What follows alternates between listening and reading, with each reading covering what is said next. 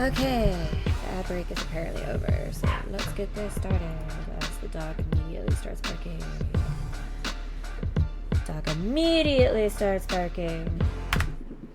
Hi, yes. Oh my gosh. I love people. Can you tell I just woke up? For those who didn't tune in yesterday, I did like a full day on like 1-2 hours of sleep, essentially. And our last two developers of the day didn't show. Oh, let's do this. Our last two developers of the day didn't show up last night, so I could have gone to bed at freaking so much earlier, at like 5. But instead, I napped instead of eating dinner.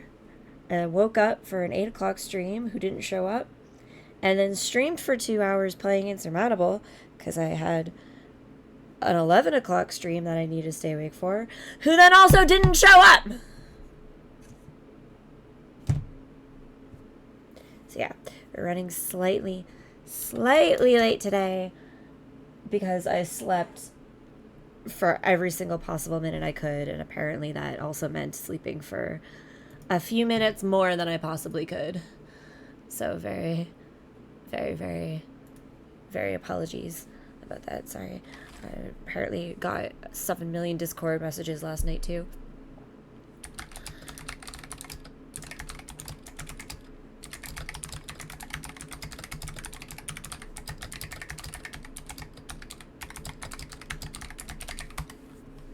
Okay.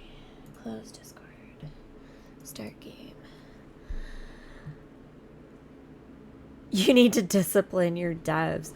Well, this is the thing. And well, you'll know it less than the other devs because I wasn't as like on you because I knew you would show up.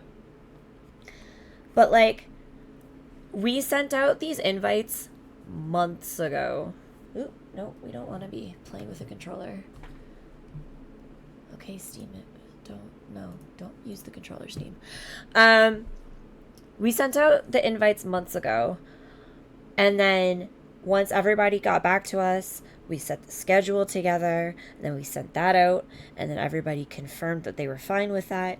And then a week ago, we sent a reminder out and said like, hey, just confirming that you're gonna be there.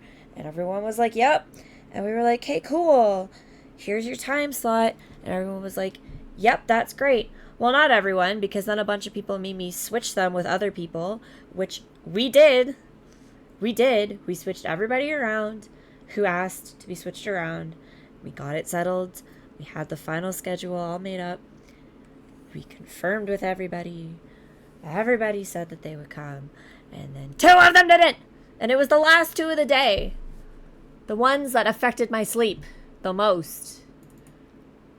Anger. I mean, all we can do is basically blacklist them and not play their game going forward. But, like, apparently they didn't care in the first place, so I don't think that's much of a punishment. Anyway. Deluge! Right? Sermon for the Dead? Yeah, okay. The correct one. For those of you who did not tune in to the last dev weekend, this is Deluge. Sermon for the Dead. It is a visual novel game. Whoop. It is in a series, so you want to play the first one first. That one is Deluge, Threnody of Crashing Waves. Memory. I just woke up. Sorry, my brain's working a little slow. Anyway, if you want that dev info, that is there for you. You can also play their game. It is available on Steam, free to play, so make sure you go grab it and play it and review it for them. Say all the nice things. And you can also visit their site for details about all of their game etceteras. Also, my voice has been gone for like a week. I'm gonna try to do the voices, but I don't know how well they're gonna work. Actually, hang on. Let me grab a Halls. Not a sponsor. Please sponsor me, holes. I need you. Anyway. I also haven't eaten breakfast, so I might stop to have a Nutri-Grain bar at some point. Also not a sponsor. Also desperately want that sponsorship, because eat them all the time, Z's. Anyway, we're gonna load up our game. Last we left off, there's an election going on.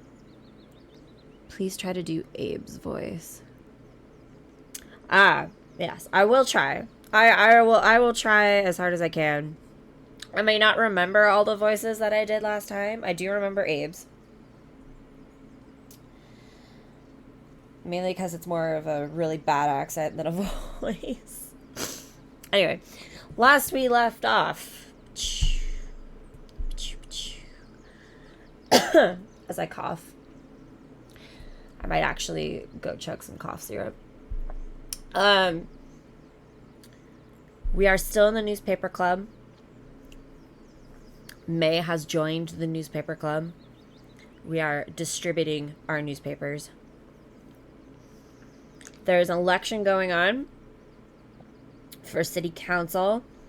We have a new character coming in who is running.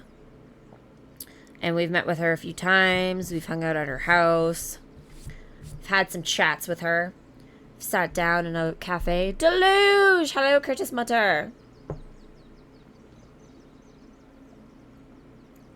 I really wish you were here to help me with voices because my throat really hurts.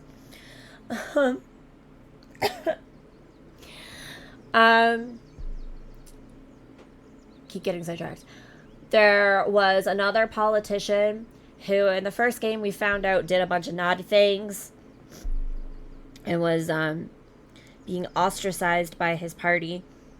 He told us about his no good dropout son who can't hold a job but is coming to town. And then we met that no good son at the cafe when we were sitting down with, I can't remember her name, it's been a month. When we were sitting down with the other currently running candidate, he came over, he warned us not to involve ourselves with her because she's like a man-eater who chews up and spits out men, even though we're in high school and this woman's like in her 20s, I believe. So he warned us not to get involved with her. And now we're just doing our paper route again, from the looks of it. I hope I recapped all that properly. My memory's not 100%. Especially when I just woke up. Did I miss anything, Lane?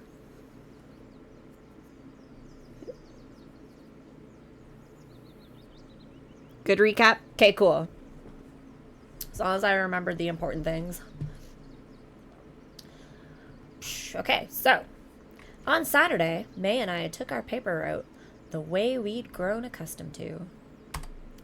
Unlike last week, work proceeded with few distractions, and it was just afternoon that I found myself heading back to school to drop off my leftover newspapers. Lane, we did have a question, because Curtis pointed this out, and now it's going to bug me. If... And God, I forget their names until I see them, so it's going to drive me nuts. The chick who's running the school newspaper, who's so, like... and, like, money and stuff. Why are there leftover newspapers? Why isn't she printing out, like, an exact number of newspapers?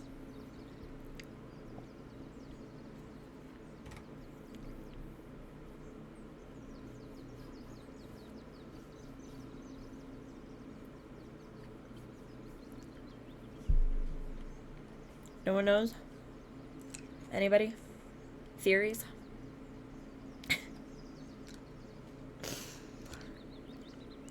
I think because it's in round number. Ah, okay.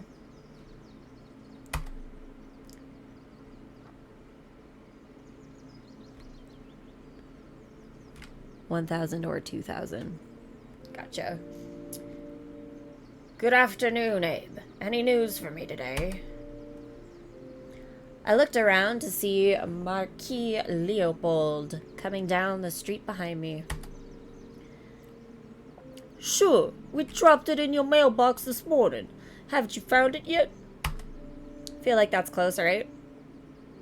It's been a month! We did mean to play this week. Well, we meant to play Threnody of Crashing Waves this week more, but then I lost my voice on Sunday, and then it didn't really come back. Good, okay. Close enough. You have. My mistake. Threnody? I swear to God, that's not what it says. Hang on. Oh, it does say Threnody. Did that get changed?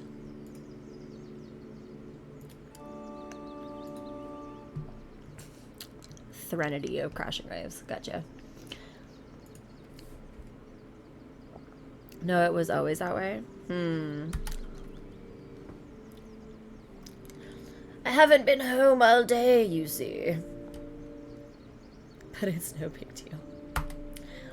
Need to correct me earlier, then. Well, it should be in there. I'd go read it if I were you. It's a special edition to mark the start of the campaign season. Ah, that's exactly the kind of news I subscribed for. Not that nonsense about dying insects. Leopold headed over to his mailbox. That's a nice picture of Marissa you have on the front page. You like her? She's the main rival to your party this year. Leopold grinned. My party. I agreed that AIR was once my party. Are you still torn up about your low placement in the electoral ballot? Et tu, Brute? He sighed. They have betrayed me, ended my political career. You get in one little scandal, and this is what they do to you. AIR does claim to be a Christian party, you know. To hell they are. These damn Puritans will never let me live it down. They should have taken the honorable path and just thrown me out. But to avoid commotion and to humiliate me even further, they moved me to an unelectable position. He glanced over Marissa's image again. But I feel I may still have a part to play. I've been in talks with the leadership of Flocko 5 over the past few weeks. And this morning they've agreed to let me grace the second place on the ballot for their party these upcoming elections. You? Second place for Flock? That's quite a switch. An official press release will go out tomorrow evening, so please keep this between the two of us for now. But I reckon, with my experience and Marissa's charisma, we'll be able to alleviate the shady clique into a true political juggernaut. AIR will regret double-crossing me. Just mark my words. This is all very, evil coded. Like, very evil politician coded. Suddenly, Bernard appeared in the doorway of Leopold's house. Initially, he made a disgruntled impression, but the second he recognized me, his spirits lifted. Oh, God. I think Curtis did the voice last time, didn't he?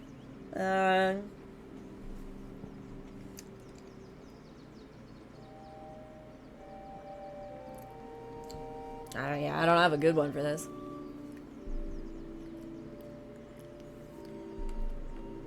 Hi, Abe. Is that bedwetting old grandpa bothering you? That's not a good voice. Leopold chuckled. I see you've met my deadbeat son. He receives free food and board, and this is how he thanks me. You need to support your poor son a little now that he's standing on his own feet. Or am I interfering with your illicit dealings?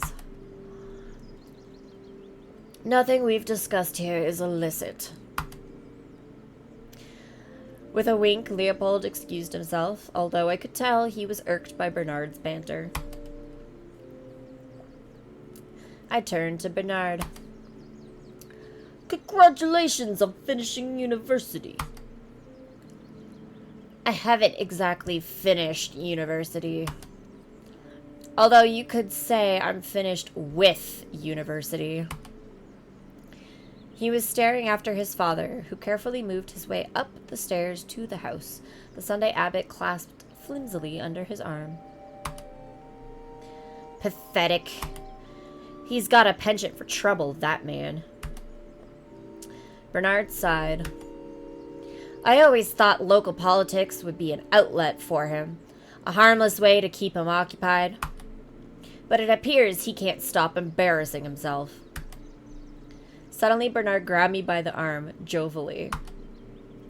I apologize, young man. I didn't really have the chance to introduce myself to you when we met last Thursday. Although I'm sure Madeline has filled you in. You studied with her in Bremersburg? Sure. In different faculties, though. I mostly dabbled in German literature. Some theater. I wrote my last essay on Almanzor. You wouldn't be partial to the works of Heinrich Heine, would you? I shook my head. And then I was reminded of something that Rika had asked me. Hey, Bernard, while you were studying, did you ever come across the Department of Forensic Anthropology? Otter, what it do, duty dude? Is this the Zelda-like game? Jesus Christ, Otter! You have no memory whatsoever. I know part of your brain's missing, but God, write shit down. This is Deluge. Stop yelling, my brain. This is the visual novel mystery where we're delivering newspapers and talking to campaign politicians and trying to solve the mystery of missing bodies. I forgot that part. That seems to be the most important part in the recap that I missed. Yes, we found out the history of the church includes a church that had buried a bunch of bodies, and the church tried to relocate them years ago, and when they did, an anthropologist showed up and what's the word? Can't think of the word I'm trying to think of. But basically, the anthropologist is now accused of stealing some of the bodies, and we want to track those bodies down and get them back to where they belong. That's like the main part of the game, I would assume, from the subtitle. But we forgot that in our recap. Oh my god, LOL. God, Otter. Get your shit together. Anthropology? I hope you don't want to measure my jaw alignment. Nope, wrong page. There we go. No, it's nothing like that. A friend of mine is very interested in antique skulls, for some reason. She will graduate high school this year and wants to study anthropology, preferably at Leiden University, if I'm not mistaken. Leiden? That's prestigious. They have a good anthropology department there. Pretty girls, also. One of their professors is actually teaching a guest course at Bremersburg University at the moment. Peter Helsing, I believe his name is. He drives down there once a week. You should ask to speak to him. I hear it's a very popular course, although I was never that interested. I rather concern myself with the living.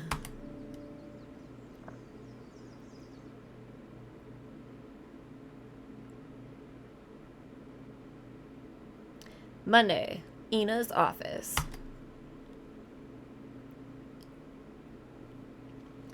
I was impressed with your interview.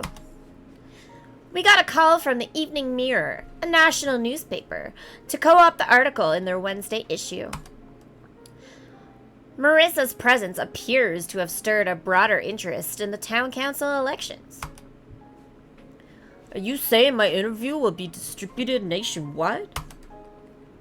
She scowled. It's not just your interview. They'll be publishing excerpts from some of my articles as well. And hey, considering how you seem to have a great entry with Flock 05.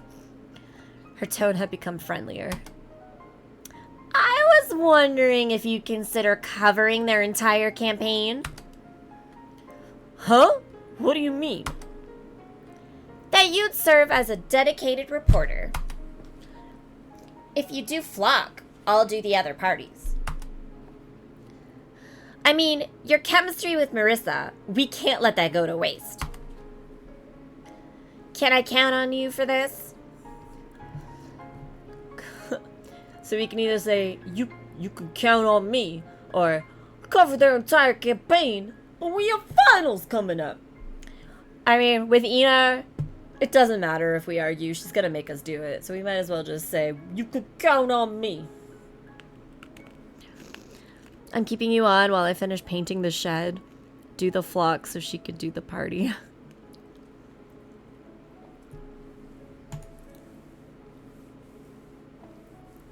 My head hurts. Okay. Ina smiled. After summer, we will both be star reporters. But I wonder if there will even be anything worth writing about. Do you think Marissa's party could truly gain a foothold in our town? I'm not sure. AIR has always held an absolute majority in the town council, and the people here are generally steadfast. But times are changing. A party like Flock can build up support by challenging the status quo. And to a certain extent, we can't blame the voters.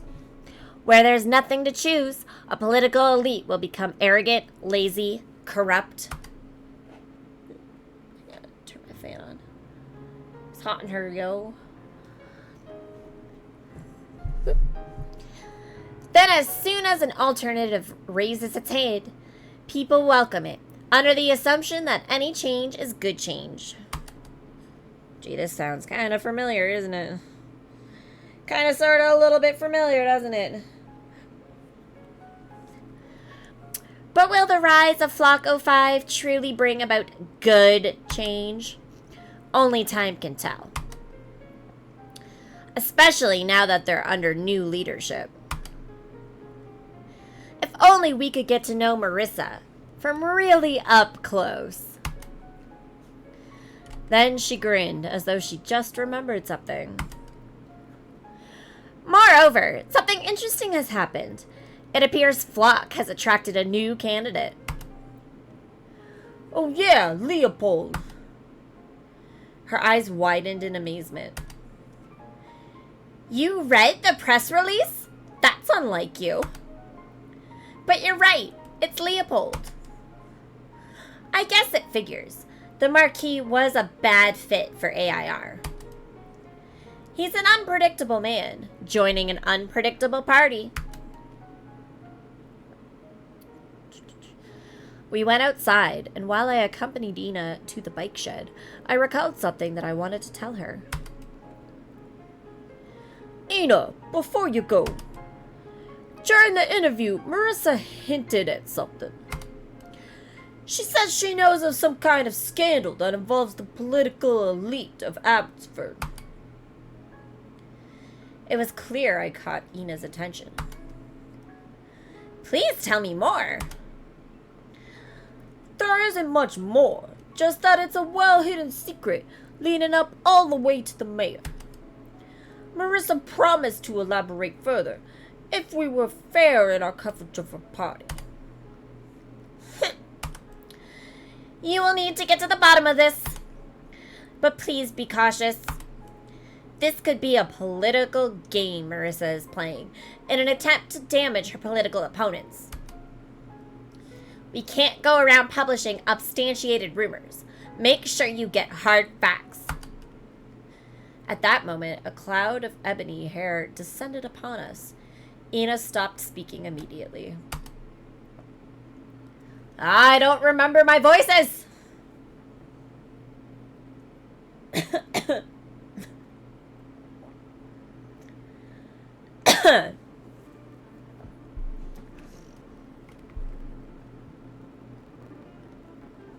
Abe, Ina,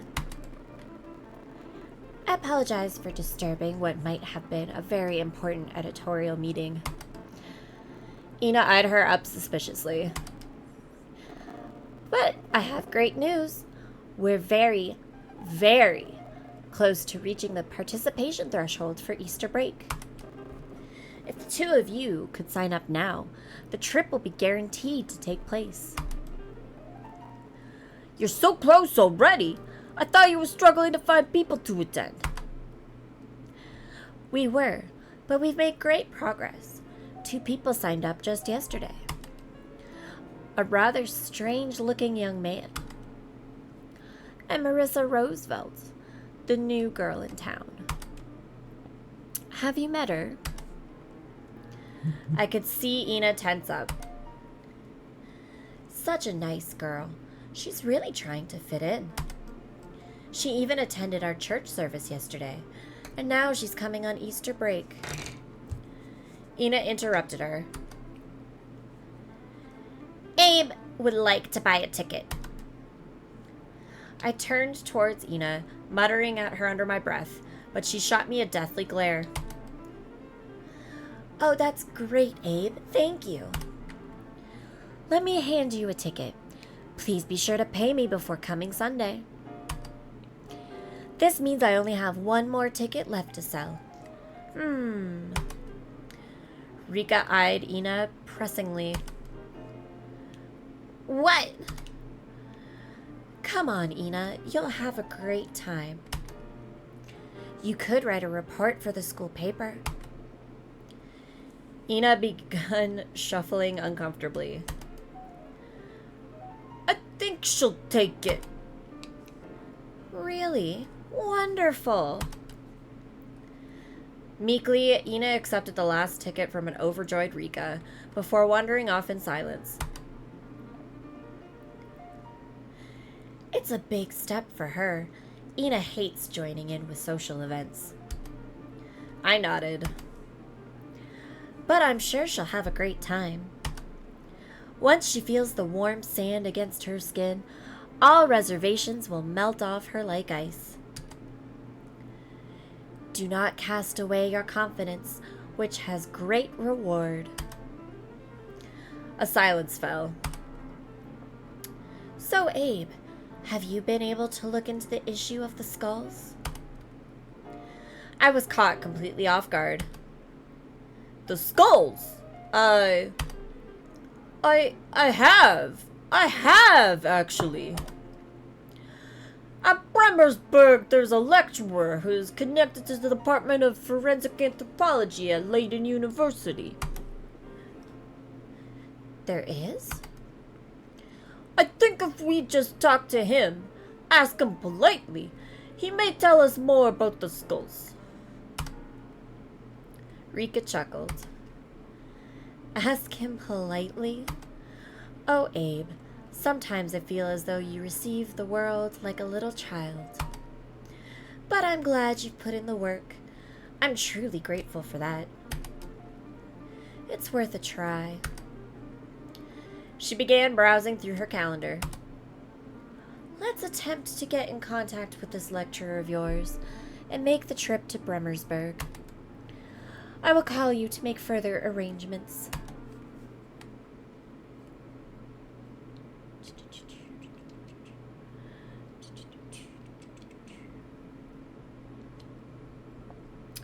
That evening, I sat in my room staring at the stacks of unopened textbooks. With all the extra work Ina had piled upon me, I reckoned there would be little time to get around to any real studying. Especially now that she'd signed me up for a 4-day trip I hadn't planned for. Yeah, why had she signed me up for that trip? I took out my phone and rang her number. Abe, what's the matter? Why did you sign me up for Easter break? I thought you hated these kinds of outings. An awkward guffaw resounded through the telephone. I did, sure, but I changed my mind. Do you know what I was thinking? I was thinking a trip like this is a godsend. You'll be able to observe Marissa day and night for 4 days straight. You'll be able to get close and intimate. Truly get inside her mind. Oh, that was Ina, wasn't it? I just read that as Abe. I sighed. At least we're in this together. Yeah, thanks for that. Anyway, if that's all, I have to go. I have editing to do. She hung up the phone. Throat. As always, ulterior motives were at play. Ina expected me to mobilize my budding friendship with Marissa as a means to generate more headlines for her ailing newspaper. And though I resigned myself to the prospect of going to the Easter trip, I resolved not to let things get out of hand. Something tells me things are gonna get out of hand. I opened up my trigonometry textbook, determined to spend the rest of the evening in a productive manner. Ah? Is that the game? Yep. Okay. When my phone begins to hum. The vibrate sound effect sounded so much like my phone vibrating on my table that I checked my phone first.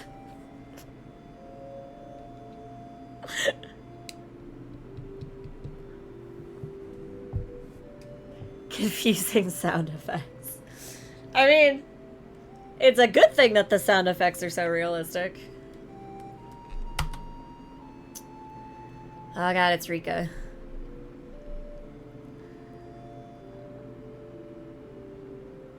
But I never saw alarm clocks. What? Never do alarm clocks? I hate alarm clocks in movies and games. Ah, you never do alarm clocks. Gotcha.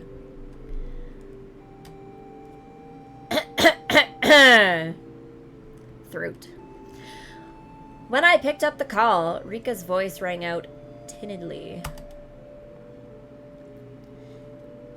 I already forgot what voice I was doing. Okay, wait. Abe, there have been developments. I looked up that guy, Peter Helsing. He teaches a lecture on Thursday afternoons. So I called the university, explaining that we're high school students interested in pursuing cultural anthropology next year. They told me to come to his lecture next Thursday, and that he'd talk to us afterwards. A meeting with a real professor. Isn't that great? I mean, again, no matter what you say to these people, they force you to do it. So I feel like the option here is, what time do we leave, and not, so are you going? Because if we do this, she's just going to come back, we're going. These pushy people. What time do we leave? Rika let out an appreciative moan. At 3, after our class has ended. Also, I'm very excited that you'll be joining us on Easter break.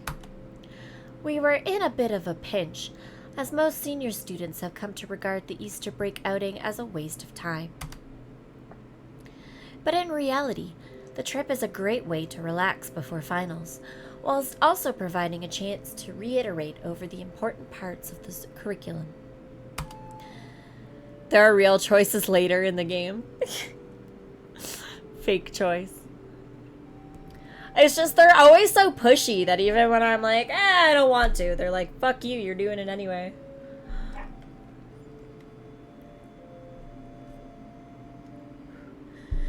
We'll be staying at the rustic village of Rybury, which lies on the lakeside. I detected an uncharacteristic excitement in her voice.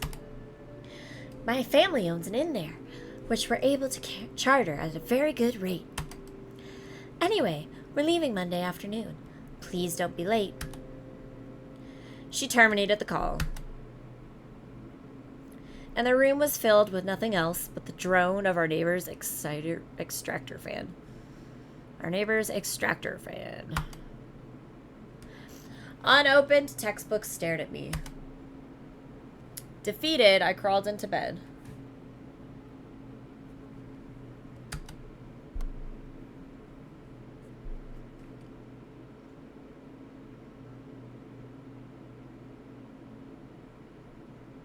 On Thursday afternoon, I encountered Rika sitting outside my class, blocking off all possible escape routes. We made our way towards the station. And though I had been anticipating the trip to Bremersburg with mild reluctance, I had to admit the gentle spring breeze and the omnipresent signals of nature awakening stirred a certain fancy in me. We arrived at the station just in time for the 3 o'clock train.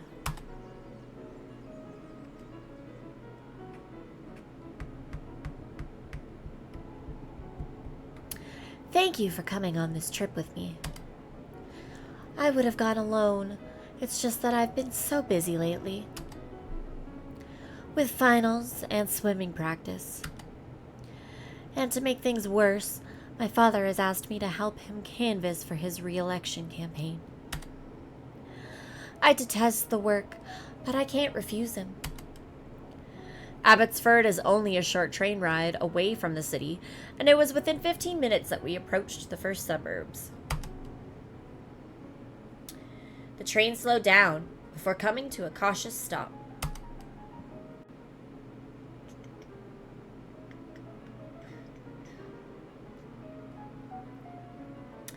Bremersburg.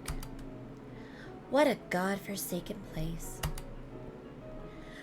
Built after the reclamation of the marsh polder, it aspires to be a hallmark of post-war architecture. But in all its craftsmanship, it lacks culture. It lacks character. The citizens here are strangers to one another, unlike in our little town. I smiled. Maybe that's not so bad. It is. If everyone is anonymous, there is no accountability. Places like these breed evil. God. I noticed this morning when I went to put these on that I was wearing them backwards yesterday, which is probably why they hurt so much. They're starting to hurt again, so I think Mr. Jellyfish needs to sit off to the side for a minute so that I can wear these properly. I'll put them back on later. So that I can wear these in a way that doesn't hurt my head. There we go. When we arrived at the Faculty of Social Sciences, Professor Helsing's lecture was still in progress. So we didn't even, like, show up to, like, listen to the lecture like we were supposed to. We didn't, like, sit in on it. We just showed up and then waited so we could talk to him after.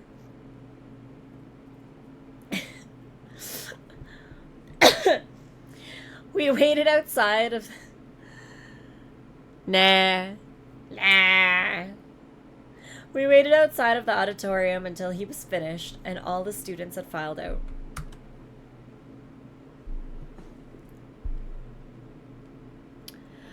A short, dark-haired man welcomed us. I'm running out of male voices!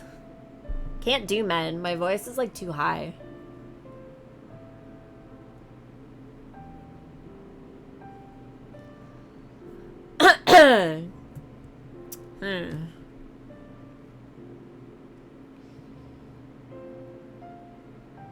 Yeah. Any voice that I could come up with is not gonna sound good.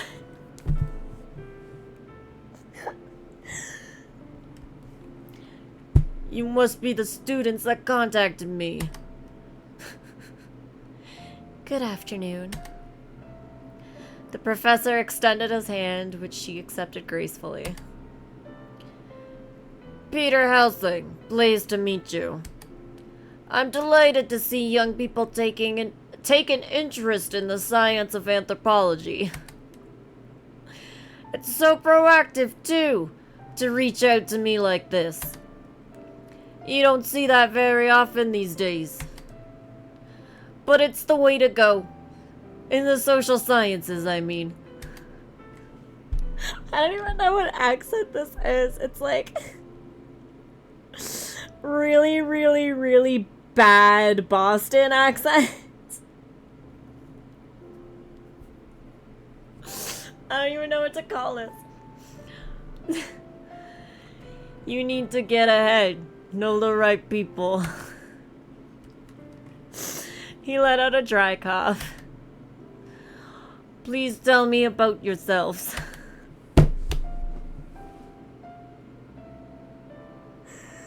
This accent is the sound of me dying. Okay.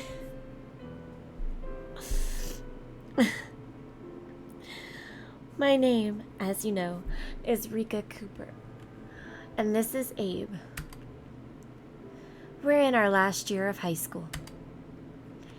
For me personally, the reason I contacted you is that I'm seeking direction. I'm quite sure I want to major in anthropology. But where should I go? I mean, Bremersburg is nearby, but there are much better universities. Leiden, maybe even Oxbridge. In a thinly veiled attempt at feigning youthful enthusiasm, her voice was rising steadily. Peter placed a reassuring hand on her shoulder. Personally, I'd advise against Bremersburg, as they don't even have a dedicated anthropology department down here. That's why they've asked me to make the commute from Leiden once a week. But there's no need to come to a hasty decision. Rika let out a sigh of relief. Oh, I'm glad to hear that. I do apologize for asking you so many questions. Please tell us about your renowned anthropology department. I will. But the next class will be starting here in a short while. Let's continue our conversation in the exposition area. I feel like this is slipping into Abe. We followed Peter into an adjacent building where glass cabinets displayed a multitude of zoological exhibits.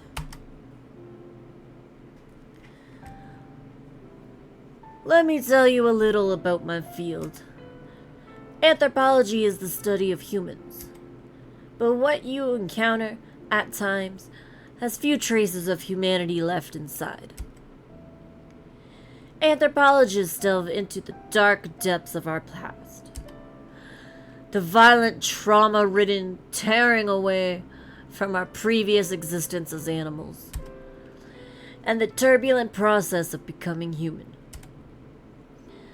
When I visited the rainforests of West Papua a year ago, I was away from civilization for months.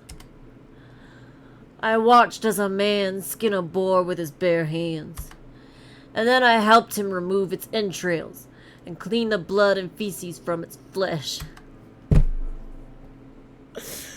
This is such a bad accent to be reading this in.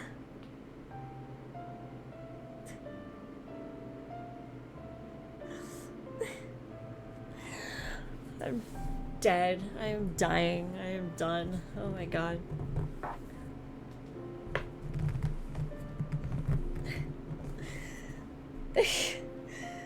The professor reveled at the sight of my disgusted face, as though he were enjoying the lurid details he threw our way. No worries, cool accent. Anthropology is great, but it isn't for the faint of heart, especially when you take it seriously. At our department, we do science the old-fashioned way. We try to disengage from the petty trends that have come to dominate our field over the past decades. The wholesome ideals of universal brotherhood and noble savages that naive students are attracted to like flies. He leered at Rika, who shrugged coolly.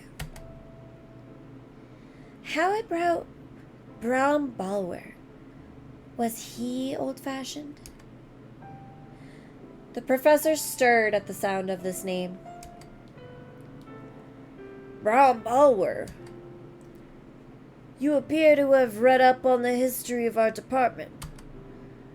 Brahm should be regarded as a pioneer in our field. He didn't shy away from anything, even when he probably should have. But why do you bring up his name? Rika took a deep breath.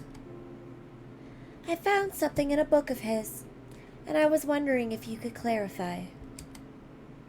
She took out a stack of paperwork from her bag, some of which she had marked with page markers. Please look at this. On this page of his notebook, Balwer writes something about 3 abbot skulls. I'm curious of what he was referring to, but I can't find any other references to them. Peter eyed her, appearing genuinely confused. I have no idea what that could be. But then his eyes narrowed. This is such a particular inquiry. It makes me wonder why you'd ask. Are you, by any chance, from Abbotsford?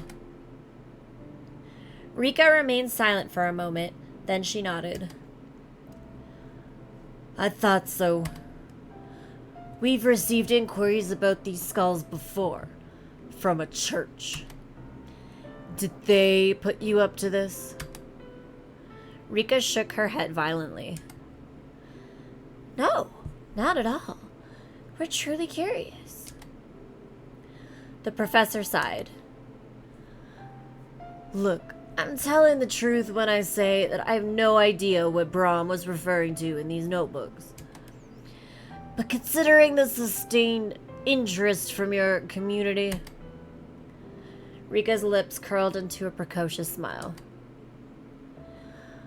I'm willing to do a quick search in the archives. Next week, or whenever I find a PhD student who I can delegate this task to. He sighed again.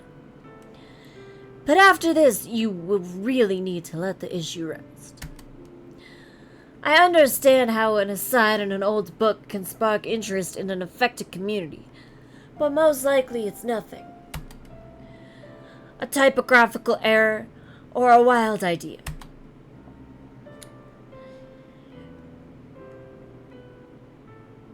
Like an anthropologist edgelord, he's supposed to be a bit edgy, though. Yeah. Yeah, I kind of figured. I just don't have, like, dude accents in my brain. I could try to recruit Curtis.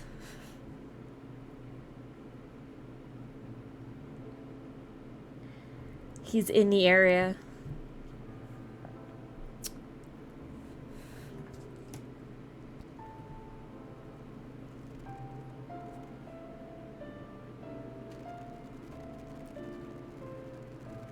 Second.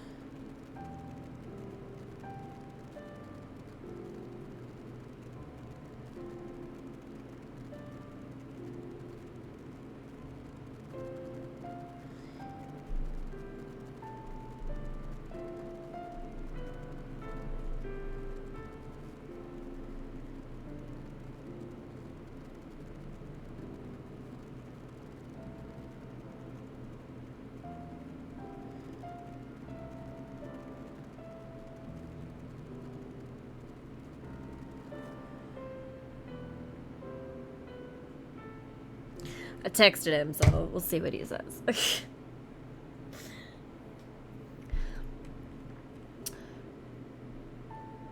Because I think he was lurking, but I don't think he was actually paying attention. Rika nodded understandingly, although I saw a glimmer of hope shining in her eyes. I hope you kids do decide to study at my department, especially after all the trouble you've put me through. It'll be a huge change of environment for you, after growing up in such a rural community. I never grew up in... He cut me off.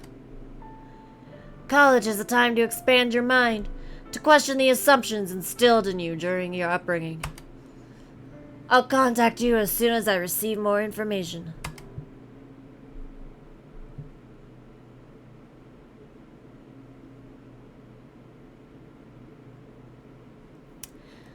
Well, that went well. Rika was beaming. You think so?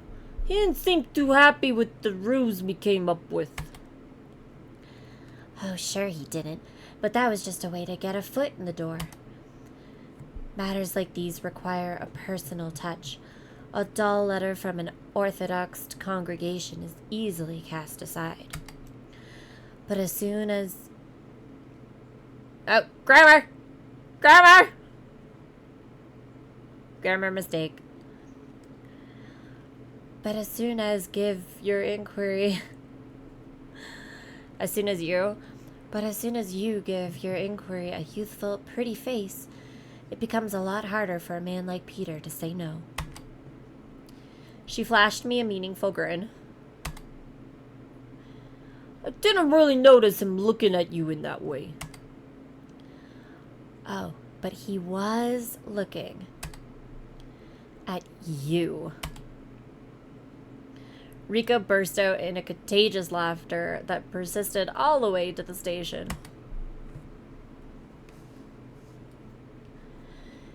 Afternoon rush hour had commenced, and the city was tense with the bustle of cars.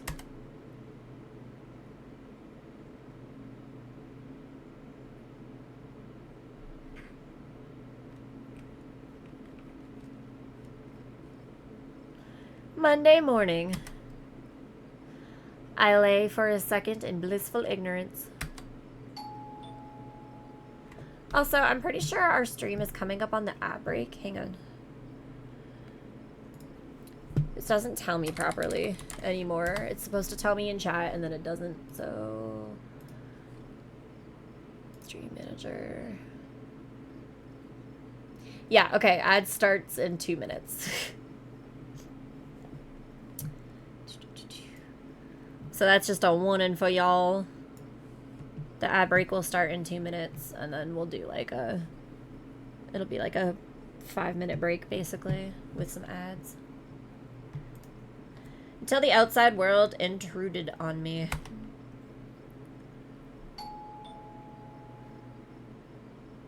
Actually, I'm just wondering if we should go to the break now. Because this feels like a new storyline's about to start, and I don't want to, like, interrupt that.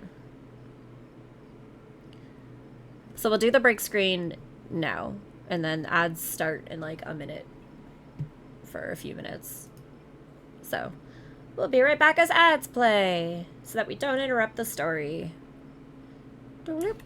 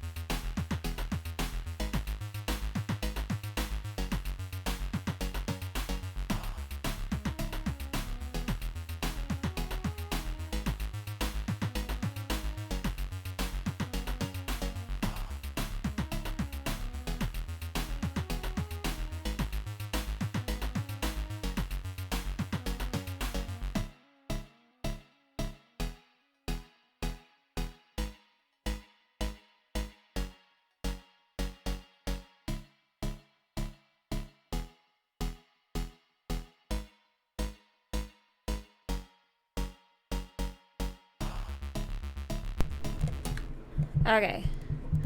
Oop. We've heard back, and Curtis says that he will come over. So he's on his way. And he doesn't live very far, so it shouldn't be too long. In the meantime, I need medicine. And I need to drink the medicine with something. 1 second.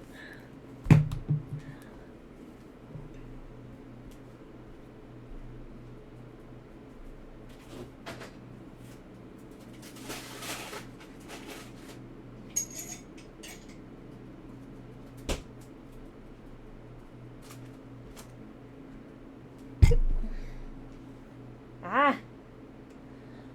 Also, I keep finding freaking glitter everywhere. Thought I had cleaned it up so well. Still keep finding it.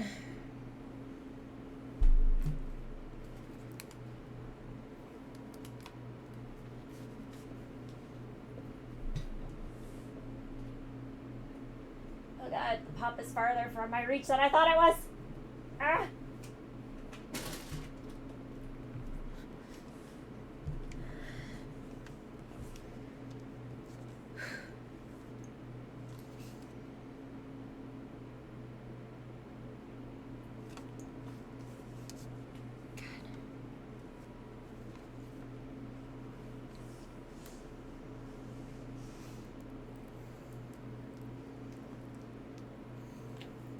Some rare Dev Weekend ASMR. As my voice cracks. While you play, I'll type a bit about what we've been up to lately. Yes, please. Please, please, please. Any updates are more than welcome. Tell the audience about what's going on with your game.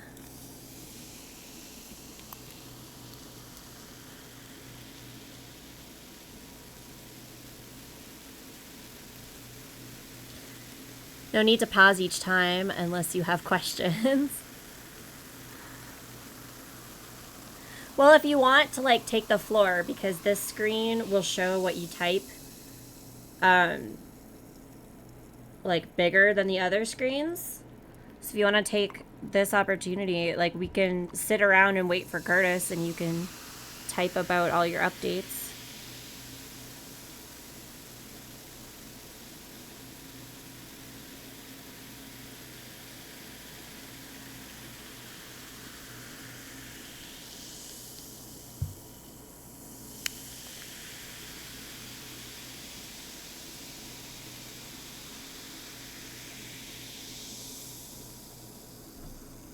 Firstly, we added achievements to the first game.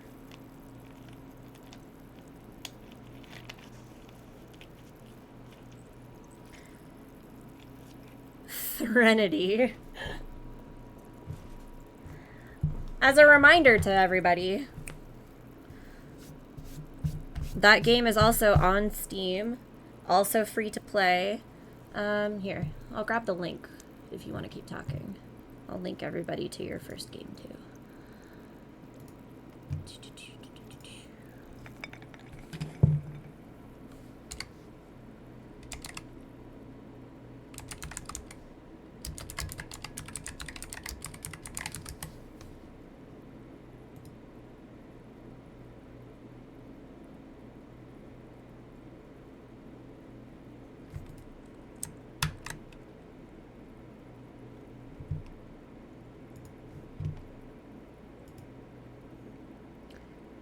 New players went up about 20% consistently due to that.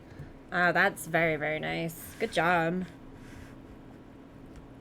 There are probably a lot of people on Steam who, like, will only play a game if it has achievements. It shows achievements matter. Yep. Yes, sir. Or ma'am. I don't know. That's the link right off the bat. We'll put together a, command as well to make that easier on people.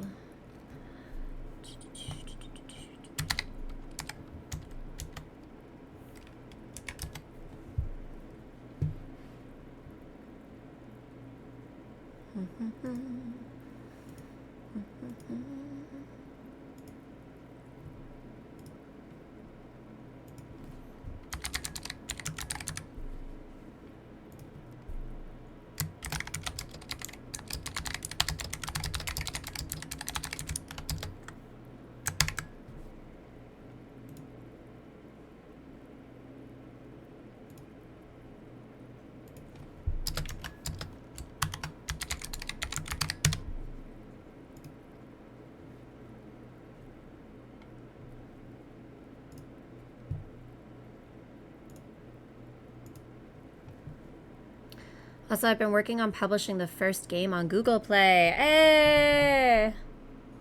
Get to the phones! Which is a big bureaucratic hassle.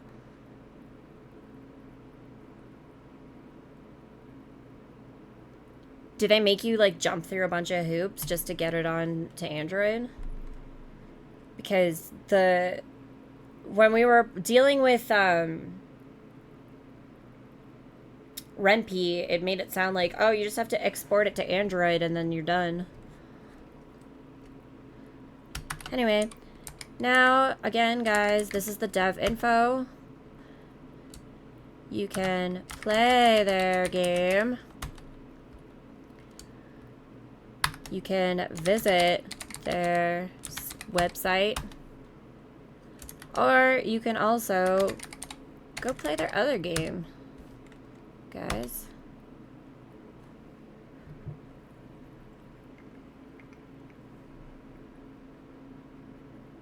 All up there on words. I don't know where that sentence is going.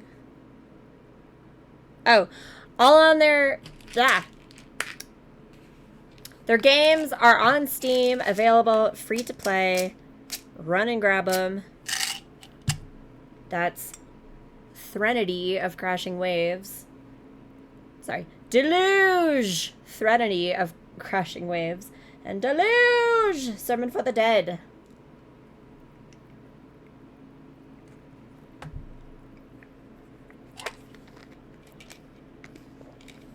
And Threnody now has achievements.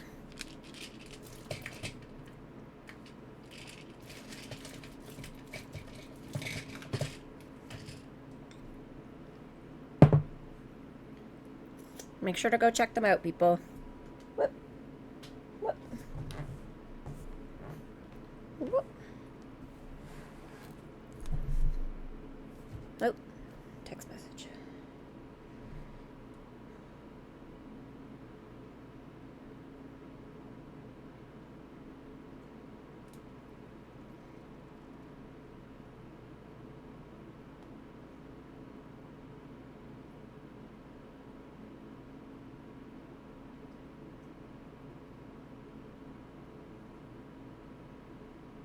Sure. Alright, well, while we wait for Kotos to arrive, we shall jump back into the game. Boop. Nope, that's the wrong button. Boop.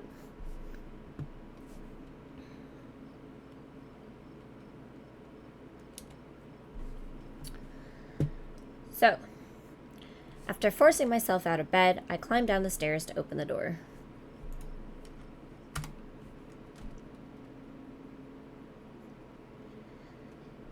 I don't remember the voice I used for her. Good morning, Abe. Naomi, to what do I owe the honor? Rika and I are both out and about, gathering the late sleepers. She's picking up May at this very moment. You wouldn't want to miss the train, would you? Although I'd generally been aware that Easter break was approaching, early morning amnesia had erased it entirely from my mind. I hope you're packed and ready. Come on, let's head for the station. I retrieved my bag and followed her through the empty streets. While we walked, I could feel an undeniable tension in the air. After a while, Naomi broke the silence. The weather forecast for the coming days has been good. Even though the water may be cold, we can expect all-round pleasant temperatures. Her vague attempts at small talk felt unnatural to me. Beach episode! I muttered a wry response. Abe, I've been meaning to ask you something. Her voice sounded brittle, as though she were mustering up great courage just to talk to me. It's about Out of nowhere, a looming figure pushed itself into my field of sight. Startled by the sudden interruption, Naomi swallowed her words. I always forget the voices! I just did this dude like normal, didn't I? Abe, good boy. Great to see you're tagging along. Bernard, are you coming on Easter break? He is. He was one of the last people to sign up. I guess Rika managed to coerce you. There was no coercion required. I'm due for an outing, you see. It's important to distract your mind every once in a while. Water, sky, female companionship. Isn't that what life is all about? Naomi leered at him.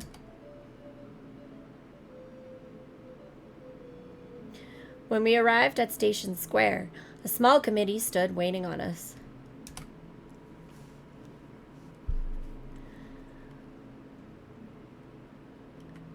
What is he doing here? Him? Oh, he seemed interested in joining, and we were still short of participants.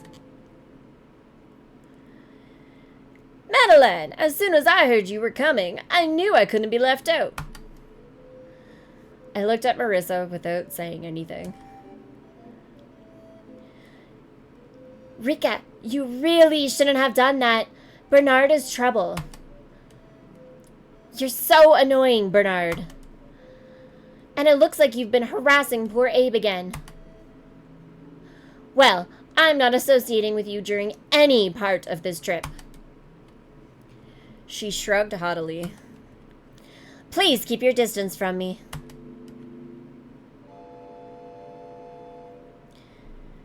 May showed up, and after 15 minutes, even Ina appeared, carrying 2 suitcases. She looked as sullen as ever. I've brought my laptop. And books. That inn better have good security. Google Play has been implementing a lot of restrictions to keep out low-effort games. Example, you need at least 20 testers to release a game. How do you prove that you had testers? But you can hire them on Fiverr if you don't have enough.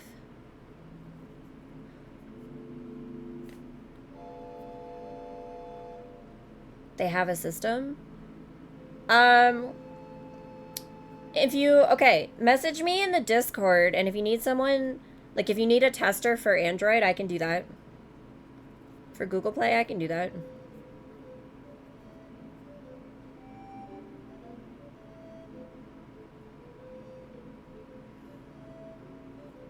I have a Android phone.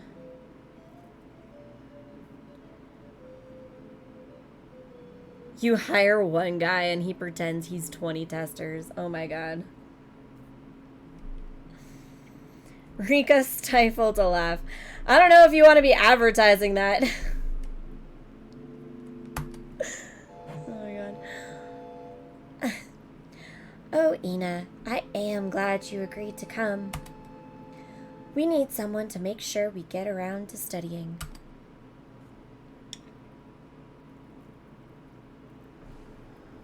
Cool, I can add you as a tester, but I have more than enough now. Okay. Yeah, no, it's up to you. If you don't need it, that's fine. But for any developer who's like game any developer whose game we've played or shown us playing or anything like that. If you need something like that, like, let us know. Shoot us a message. We're all for it. Collectively, we made our way to the platform. The train shot past miles and miles of farmland. Here and there, acres of green were interspersed with brightly colored tulip fields, imparting seasonal variety upon the otherwise monotonous train ride. The flowers are pretty, aren't they? They always cheer me up when spring comes around. Are you looking forward to the trip? I love visiting new places. The people, the culture. Bradbury is only a 30-minute train ride away, you know. Incredible, isn't it?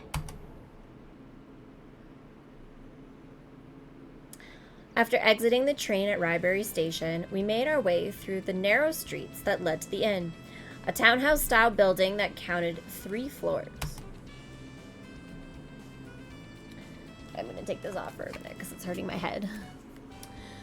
A soothing breeze originating from the giant lake could be felt throughout town. When we arrived at the inn, Rika led us in swiftly.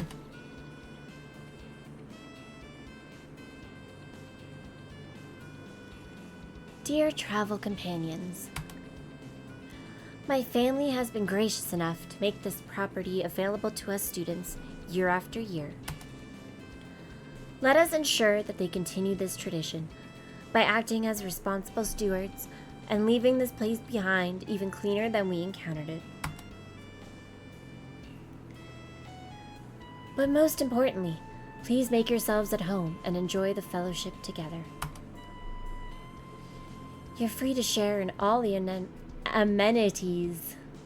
Words. You're free to share in all the amenities this inn has to offer, even though they may be sparse.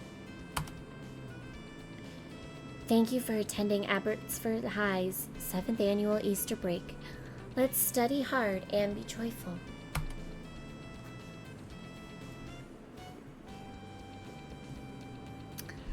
I carried my luggage up the stairs before helping Ina, who was clearly struggling. And then I swung open the door to the master bedroom, just in time to witness a spectacle unfold. Get out, Bernard! I'm not sharing my room with you, let alone a double bed. Madeline, you're so cold. I may as well just sleep with the cellar rats. Why does everyone end up sounding like they're kind of, sort of, but not really from Boston? Oh, Abe, it's good that you came. What do you have to say about all of this? I mean, if we kick him out, he's gonna have another room, right? Like, this isn't the last room. Like, are we offering to trade with him or something?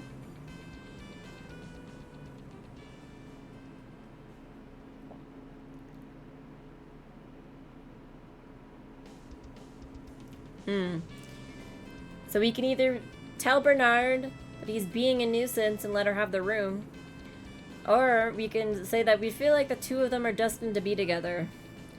Which does not seem to be the case, because this seems very harassy at the moment. He will get to room with you. Okay, cool. Yeah. Yeah, we're not gonna let this harassy situation continue. Bernard, don't be a nuisance. Let her have the room. There, Bernard. Now it's 2 against 1. You should be ashamed to intrude upon a lady's private chambers. Attracted by the noise, Rika stuck her head around the corner.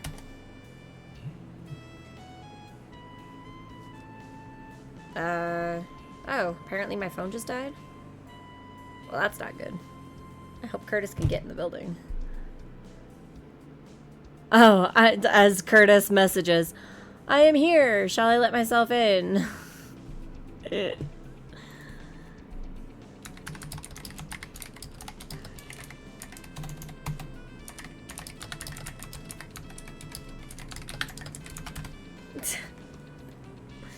1 second. I need to buzz him in, and my phone literally just died. Fuck.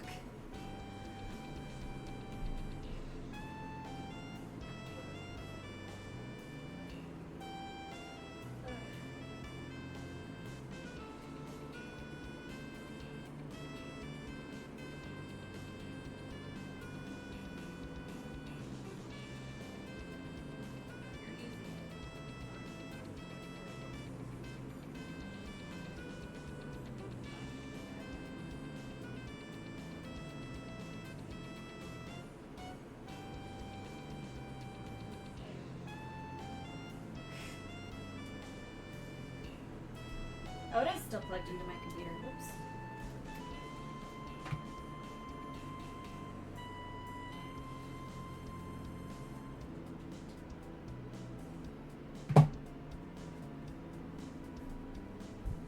Ugh. Curtis is here to save my throat. Ugh.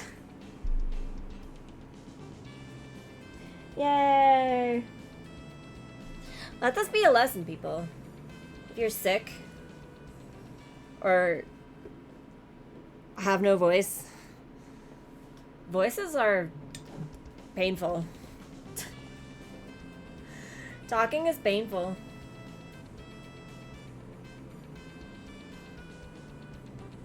Fuck.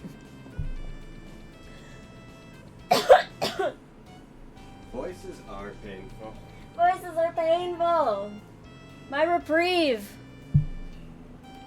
Alright. Tagsies. Tiger it. Hi, puppers. You didn't even bark. Good girl. Good girl. You didn't even bark. Good job. Mwah. Mwah. Mwah. I'm assuming Jane is coming back. Jane is passed out on the floor. Ah! Getting attacked by a dog. And would you like me to just start? Yes.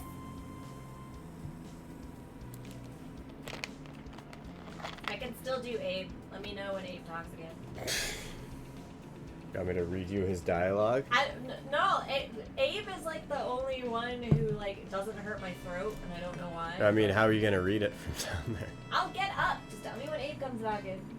Oh, well, what is going on with... What did you do? I don't know. I hit a button. What did you do? This is why you don't start me in the middle of the game and lay down on the floor. All you had to do was press enter or click the mouse. I What did the fuck click did the you mouse do? and it brought me here. You didn't click the mouse. You clicked on something. Well, we're With gonna the save mouse. it. No, literally.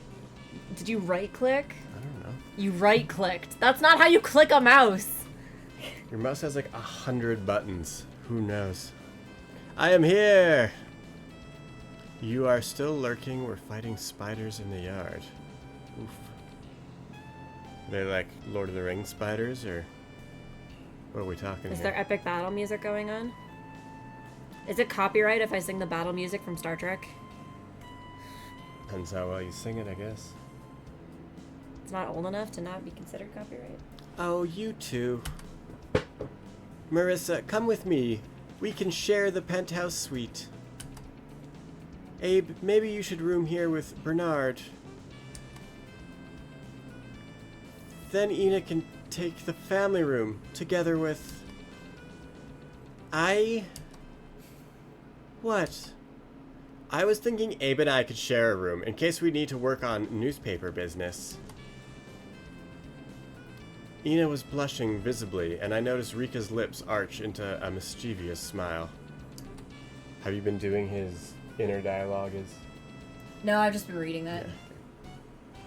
Oh, Ina, There will be more than enough opportunity for that. It's just that we can't allow mixed dormitories. My family wouldn't approve of that at all. The dog is eating something she's not supposed to be. Humph. It's not even like... Her voice trailed off. Oh, what? What are you suggesting? Hi, Lane Leaves. How art thou? Is that you trying to read an aid? Trying and succeeding. Sorry, We the dog- carried Ina's luggage up to the family room where she immediately began to unpack. Sorry. No, the dog was eating something that she wasn't supposed to. What are you doing? I had to wrestle it away from her. Now, Abe, you may think we're here on some kind of vacation, but I don't want to let this trip go to waste. We kicked off the campaign season with some light interviews to bring out the human factor in each of the front-runner candidates. Now, however, is the time to start digging deeper. If you get the chance, please ask Marissa about her political strategy. I will do the same for Rika to find out what she knows about her father's campaign. She paused. But there's more I want you to look into. That was me, not you, Lane.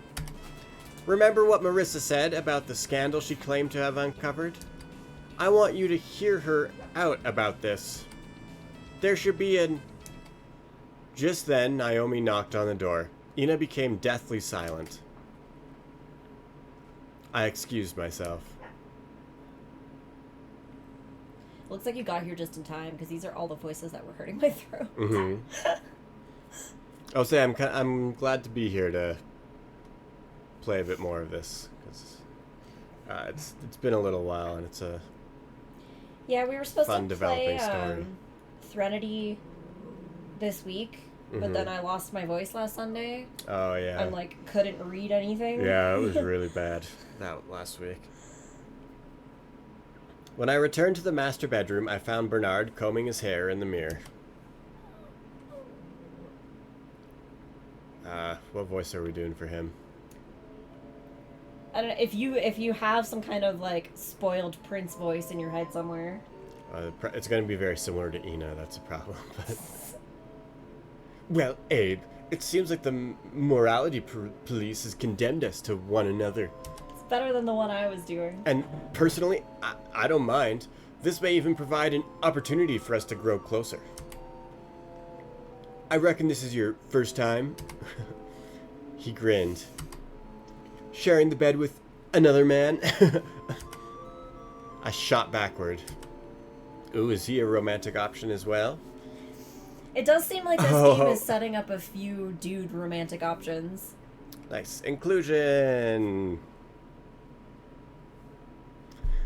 Oh, I see a parochial fear growing in your eyes, but I can assure you there's nothing to be shy about. Once you go to college, you'll realize how much joy there is in fraternizing with your fellow brethren. Life is a symposium, my friend. Love is all around. I just don't like the way this dude talks about it. Let's go out and be bohemian. I also don't like how the voice you gave him is like adding all those chuckles. That makes it like all the more creepy. Bro, let's just share a bed. It's fine. After lunch, we headed up to the beach. This is a beautiful background. I like it. Rybury lies on a tideless lake, large enough to hide the opposite banks from view. Are those goldfish? I figure this is what it all comes down to. Did you bring goldfish in? I did. Where the fuck did those go? When did you have time to get goldfish? I didn't stop on my way or anything. I had them from a previous excursion. But help yourself if you want some goldfish. No, thank you. The only good flavor of goldfish only exists in the States. Anger face. Continue. It's like healthcare, good flavor of goldfish. It's the struggle that Jane finds herself in all the time. It's not just goldfish that the States has. They have flavors of Diet Coke. See, I can live in Canada, but I can't live in Canada. I would die early, but be able to have diet cherry vanilla Coke in the States. Jane's running for prime minister in the next elections, and this is her platform. And this is her running mate. I don't think she's showing up on camera. There she goes. Hello. I figure this is what it all comes down to. The beach. If that is what you can call it. Anyway, I brought my books. You can go ahead and splash around in the water. I'm getting cold just looking at it. Ina would have a one-piece bathing suit. I like that.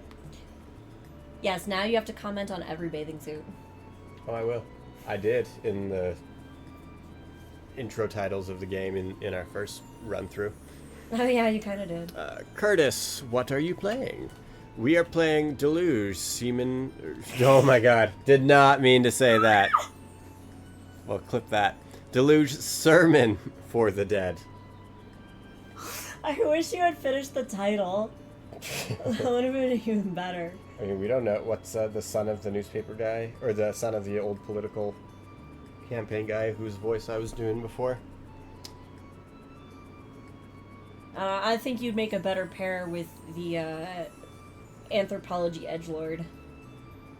I don't think you were around when I was talking to him. No, I saw brief glimpses of that, but I missed most of it. But anyways, that was a slip of the tongue, but... Ina rolled out her bath towel. Moving right along, folks. Content! Naomi, who had been observing the scene, approached us.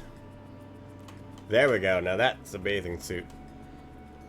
I think we're going in for a swim. I need to stay in shape for the championships this summer. Carefully, she removed her glasses, passing them to Ina for safekeeping. Not wearing her school uniform, Naomi appeared unnaturally pale under the clouded afternoon sky. Please don't stare at me. I should have brought my sports swimsuit. This is very uncomfortable. It does look like she's just like in a bra. Yeah, some bathing suits look like bras. I continued down the waterline to where Rika stood, looking out into the distance. Can you see how dark the waters are? At some points, the lake gets very deep. Why does she sound congested? When this used to be a sea, tidal currents would tear long rifts along the former shoreline. Because she's wearing a sweater on the beach, so I'm assuming she's got a cold. Rika really loves the sea. Maybe a little too much at times. But I don't mind them turning it into a lake. The water is much calmer that way. Rika, are you going to try to swim up the Humming Stone? Up to the Humming Stone? I looked into the distance where small black spot where Grammar! Where a small black spot shimmered at the horizon. Noted in your notebook. Grammar instance number 2! Lane leaves. The Humming Stone is an underwater rock feature that reaches up right to the surface. If you look carefully, you can see a dark spot wherever a wave passes over it, whenever a wave passes over it. It has always been a hazard for passing ships, as they could easily rupture their hull on its invisible edges. Rika has told me all kinds of scary tales about the Humming Stone, about the hideously deformed demons that live there and feast upon the flesh of drowned sailors.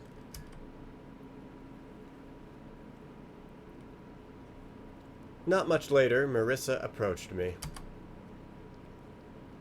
Hey, Abe! I hadn't found a chance to thank you yet. Thank me? For what? Guess I'm not doing Abe. Oh, well, you get the next one.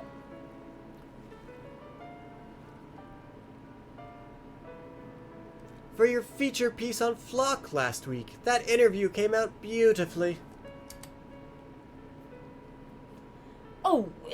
nothing. Thank you for your cooperation. I'm serious. It was such a beautiful article, and so honest. I must admit, I was having second thoughts before it came out. Because you seemed like such an idiot. I didn't know if you were going to write it properly. Our movement is used to being treated unfairly by the media due to prejudices that people have. But I wanted to trust you, Abe, because you were so kind to me. You kept your promise and treated us fairly. A fierce determination had formed in her eyes.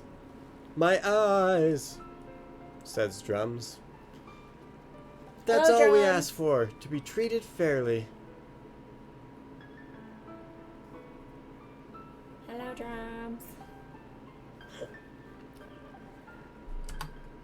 Not my type of thing, won't say, but have a great Sunday. Thanks, you as well. If only the press would report the facts. Did you hear our piece was picked up by the Evening Mirror? Yes, it's fabulous. I don't know why my mind just was like, it's absolutely fabulous. Adding words. I've been receiving phone calls from across the Low Countries. Who would ever think the concerns of our little town would gain national interest? Then she sighed. I have to be careful, though. Lecherous journalists have been making comments on my appearance. The fact is, I did some modeling work while I was in university. And now the press has dug up photographs. I need to tread carefully. Although this kind of coverage can spark interest in our movement, it distracts from our core message. She says as she wears a bathing suit on a beach surrounded by the media. I suppose that reminds me of like the AOC stuff though, when after she was elected, the Republicans found a video of her like dancing when she was in college, and they're like, "Oh, see, what a not politician thing to do." And her response to that was to record another video of her dancing in Congress. I was like, yes, exactly. Like, you can dance, you can have been a model and be in politics. It's okay. But the media disagrees. The media! As I said, we are seldom treated fairly. Exactly. My point exactly, Marissa. I want to be a serious politician. Feels like you're very on Marissa's side without knowing any of the facts about this campaign yet. Well, I'll let her campaign speak for itself, but she can have been a model and end up a good politician or a bad politician. Rika, who was standing nearby, turned her head. Oh, but you are a serious politician, Marissa. I read your interview. It was great. My father has high hopes for you. He's looking forward to working as your colleague. Your father, Councilman... Oh, what was this? Cooper, said that? He did. He thinks you'll be a serious competitor in the race. That AIR will have a heavy task maintaining its majority position. But he agrees with many of the ideas you expressed in your interview about creeping corruption and the gradual erosion of moral values in our town. Maybe this year we'll see a transformation in which things change for the better. Where our community wins in the long run, and not just one political party. As overseers of his creation, we must be above reproach. I don't know if Drums is still here, but...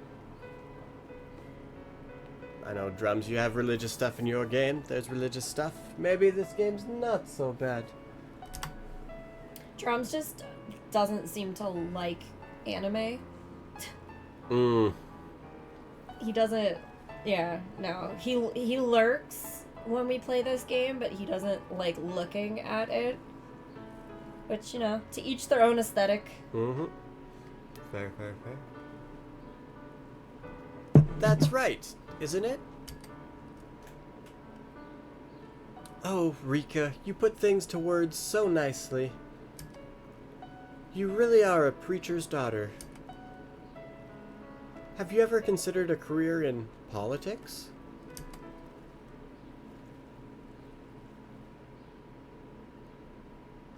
When evening fell, we gorged ourselves on seafood from the local cafeteria before heading back to the inn.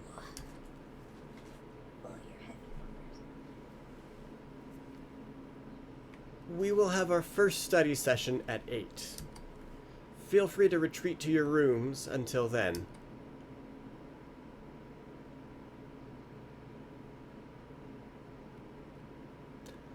There we are, Abe. This must be the life the gods had envisioned for us. Lounging in the sun during the day, contemplating the classics at night. Like Archie and Marvel's The Avengers. Does that mean you'll be joining our study session?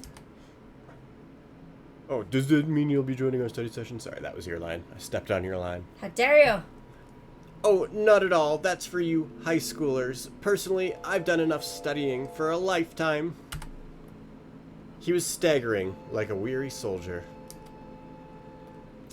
So, Bernard, what are you going to do now that you're out of university? Are you going to look for a job? I feel like that was Yeah, maybe I think supposed that's to be. mislabeled, Lane. That feels like an Abe line. Mm-hmm.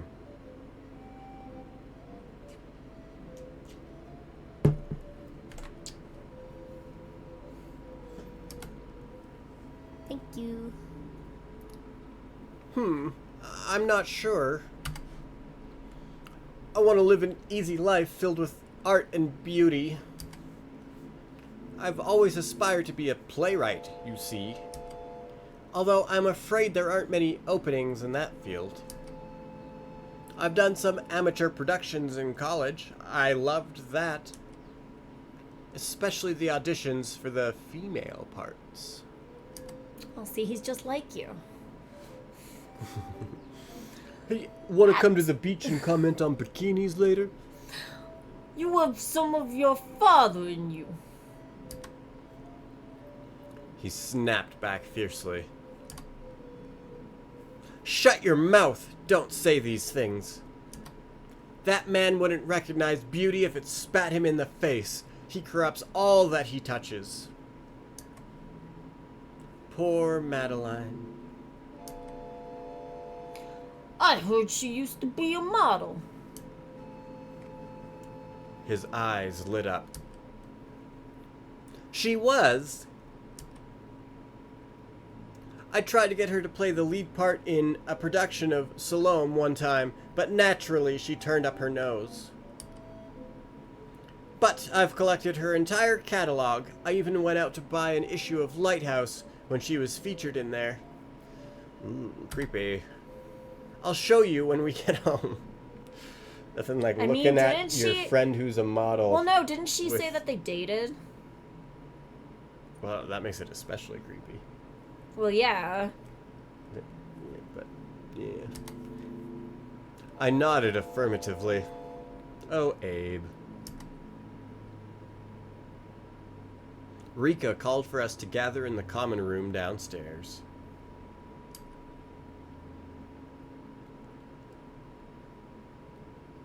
Hang on, before you go on to the next thing, I just want to pull this up so that, because it doesn't tell me when the ads break's coming up like it's supposed to. Good. This evening will be dedicated to study. Senior students, let's look over the examination syllabus together. If we are not in our finals year, if we're not in our final year, possibly it's meant to say, can we go out to the beach to explore? I think she's saying if you're not in the year that you have to write your finals. Oh, okay. I don't know, the wording's a little confusing there for me. Maybe something to address, maybe not. If we're not in our finals year, can we go out to the beach to explore? Of course not. That would defy the spirit of the trip. May, you can go over your regular homework for now. I can't imagine you aren't behind somewhere. May pouted self-consciously. And Marissa, Bernard, please think of something to do. Marissa, you probably have some council matters to attend to. Marissa held up her laptop. I'm at it already. And Bernard, you do whatever it is you do. I'll just shut up and read Nabokov. Grumbling, he sat himself down in a corner. Rika, Naomi, Ina, and I began working through our biology reader. It wasn't long before I realized that I was so dramatically behind that there was little point in asking questions. Ina sat staring into empty space, similarly lost, even though I'd always pictured her to be a decent student. To be... I Grammar. put the word A in there, Yeah. but yeah, it is missing from the text. Grammar mistake number 3! 3. Soon, May came over to our table. Ina, please help me with this. I cannot find the hypotenuse. May, I've explained this to you before. Everyone appeared to welcome the distraction. Rika, I was wondering, if the land around Abbotsford forms an artificial island, then how come the houses in Ryberry look so old? Rika glanced up from her syllabus. The marsh polder was reclaimed in 1942. Back then, a large stretch of sea around the Isle of Abbot was clammed off before... dammed off. Before being pumped dry and connected to the mainland. Ryberry is one of the oldest communities of the new formed land. The houses here were built in the 40s, thus containing salient traits of pre-war architecture. Salient. Oh, whatever. Soon after its founding, some of the fishing families from Abbott settled here in an attempt to revive their old trade. While the lake was filled with brackish water, they were still able to fish for herring and haddock. But once the water grew sweet, they had to venture out through the giant floodgates up north to fish on the Northern Sea. You should understand that the reclamation of the marsh polder left a huge impression on the inhabitants of the Isle of Abbot. Gradually, they witnessed the surrounding water shrink down until only a vast wasteland of mud remained. Their idyllic island life was brutally torn away from them. These scars run deep in our community. But besides all the sorrow, the reclamation had some interesting side effects. Although the newly drained seabed was untraversable at first, soon archaeologists descended upon Abbotsford to see what they could dig up from the mud. And though the island community... Oh, wait. For your ASMR. Sure.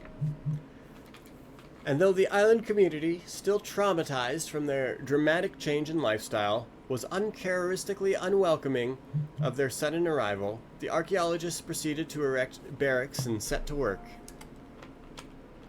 By now, all present had put down their books and sat listening intently to Rika's story. So, what did the archaeologists find? Rika got up from the table. All this talking has made me thirsty. Let's see if they left anything to drink. She walked behind the bar, where a small refrigerator stood. We have tonic, ginger ale, chocolate milk. After Rika had returned with refreshments, she resumed talking. Anyway, Marissa, to answer your question, the archaeologists mainly found bones. The first place where they started digging was around the old graveyard. And as I told you, Abe, she nodded at me, they unearthed a number of old gravestones that had eroded off from the island and lodged themselves in the former seabed. And along with their gravestones, naturally, they found the remains of the deceased, which they immediately returned to the community to be buried underneath the new church. Then, after the graveyard was done, they expanded their search. On the exposed seabed, the archaeologists found remains of concentric embankments running around the island that had been swept away in the past by rising waters. Some words you just don't expect to see, you know?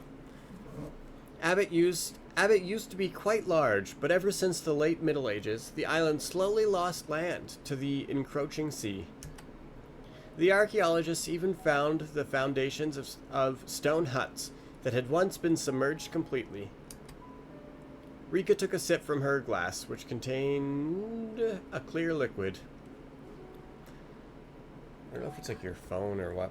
It's the phone being stupid. Yeah. Rika took a sip from her glass, which contained a clear liquid. But for the most part, they found bones. Boring old bones. What a terrible time these archaeologists must have had, digging fruitlessly in the mud. But you must all be getting very tired. I suggest we break up this meeting, in order for us to get some well-deserved sleep. I could hear Bernard stiffen his chair. Excuse me, I couldn't help but overhear your conversation. Just bones, you say? Aren't you leaving out an interesting detail? What are you referring to? Rika's tone had become dismissive. If I'm not mistaken, I recall there was a certain implement. I'm too tired to play guessing games. Let's all go up to our rooms. Let me refresh your memory. There was a curious artifact that archaeologists found near the island. They kept it at a display case at the university. What? I believe they call it the alien implement. Oh, that's a well-known hoax. It was a hammer of sorts, and it wasn't real. The alien implement has been conclusively proven to be planted by one of the researchers as a prank. Well, if it really was a hoax, I know the voices are changing as they go, I'm sorry. Then what a hoax it was. One downcast afternoon, an archaeologist dug up a tool. No more than 12 inches long, shaped like an asymmetrical double-faced hammer. It was completely unique to the area and forged from a heavy, dark steel. One of its faces was blunt, like an ordinary hammer, but the other narrowed into a sharp, reinforced point, as though it were used to kill animals with one single blow to the head. And the implement was crafted in a way that was wholly unknown to these regions. At first glance, its surface displayed a scaling of miniature shields, overlapping each other to form a thin steel plating. But upon further inspection, this plating appeared to continue beyond the surface in layers that descended all the way to its core. And the scales interlocked in such a precise way that they contracted upon touch, forming an almost flesh-like grip without sacrificing any of the tensile strength of the tool. And the most curious thing about this item was that it appeared immune to oxidation. Sorry. I've been reading all my big books. I'm making my words bigger. After all He's becoming Kermit. He is, All of your voices start to become Kermit. After all those centuries, Kermit the Frog. After all these centuries, After all those centuries, must have spent lying on the ocean floor, it was without even a speck of rust. Kermit number 4! Yes, after all those centuries that it must. No one can hear you.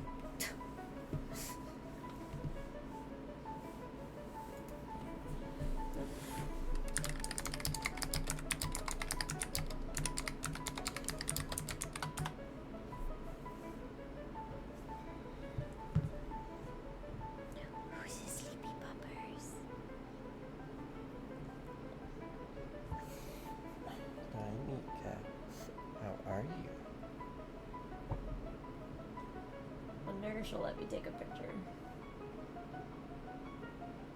Will you let me take a picture of you being cute? If my camera ever turns on, there it goes. This is in the way.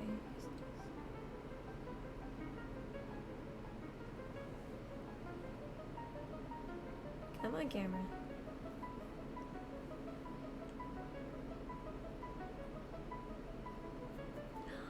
Thank you. Thank you. You usually don't let me take pictures of you.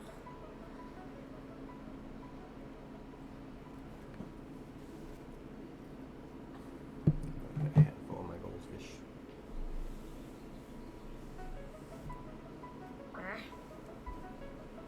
Good if I go till about 2:30 and then bow out. What time is it now? Yep. He promised me an hour. That's an hour.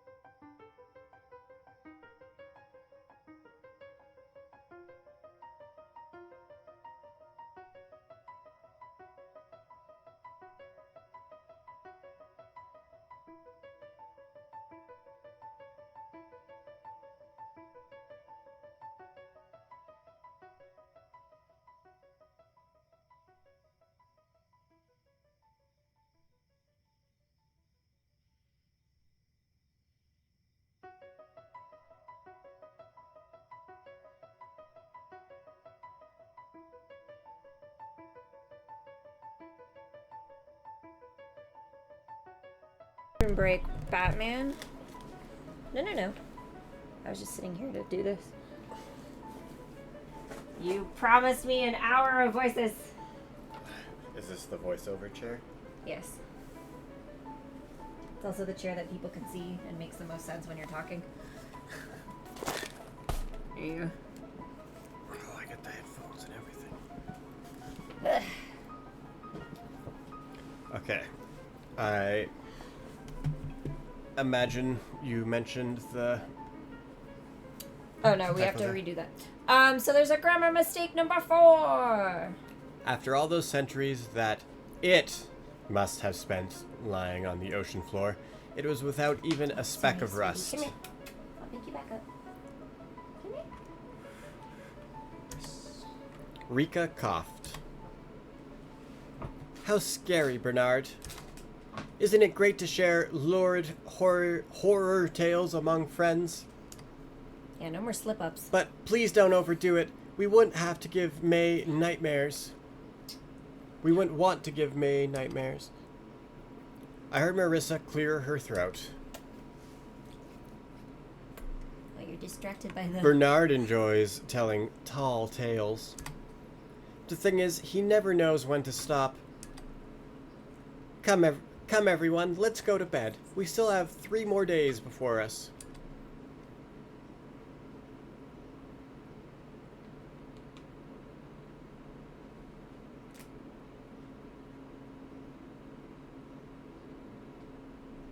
The next morning, I was woken up by an oppressive sensation.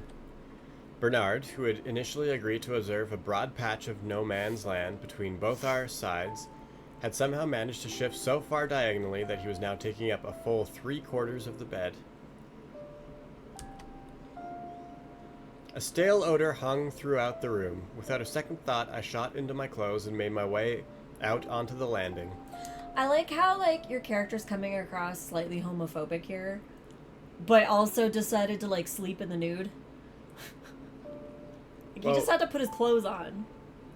But I'm he's assuming he scared was of Bernard. wearing, underwear or something. But still.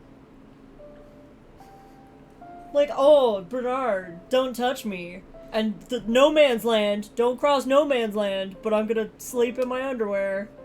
I mean, Like, that, it's a weird, that is breed of homophobia. very... I don't know, to me it wasn't coming across as homophobic. It was just like, you're sharing a bed with your bro.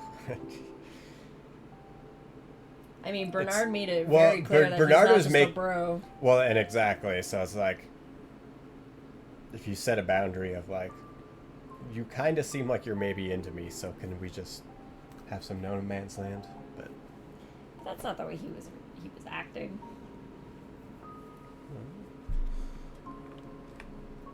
only to catch a shadow disappearing down the stairway. So someone else is afoot. I followed it.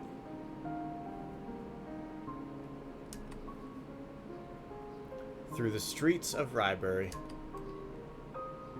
Is it a ghost? It's a girl's shadow. Out onto the shore, where I observed it for a while as it stared into the distance of the lake. Oh, Lane said something, but the thing's in the way. Things. And it wasn't long before the shadow disrobed and slid into the lake. Ooh la la. They both said no homo before.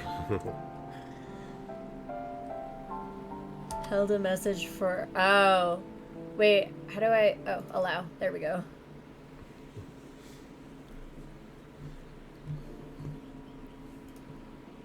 Is the window closed? Oh, no, it's Like open. your neighbors. Yeah. Thank you. Rika was a practiced swimmer, and I watched as she performed her workout routine. And while I rested in the chalky sand, the sun rose behind me, casting long shadows into the lake. I have a feeling they have like a friend over or something, because that's not the first time that they've lit up today already. Mm-hmm. Nika? Come here. After a 40-minute workout, she swam up to me. With her hair tied up in a single ponytail, she made an almost childlike impression on me. So, yeah, another typo there. I think she made an almost childlike impression on me. Good morning, Abe. Have you been spying sorry, excuse me. Good morning, Abe. Have you been spying on me all this time? This picture looks skinnier. Mm-hmm. Well, no, doesn't she look skinnier in the... Like, she looks tinier in this picture than she does in the usual pictures of her. Yeah, I didn't clock it, but maybe. Anyways, this is your line. I just went for a morning walk. That's funny. I never pictured you as an early riser. But it's okay. I'm not the type to tense up before an audience. She smiled teasingly. Hey, you need to hear this. I received an email from Peter Helsing this morning. Apparently, he has urgent news he wants to discuss with us. Urgent news. She let out an inconvenienced moan. He'll be in town tomorrow, but I really don't want to go to the city. Not while we're on spring break. I'll try to get him to meet us here at the shore. It wouldn't only be a 15-minute drive for him. It would only be a 15-minute drive for him, sorry. I nodded.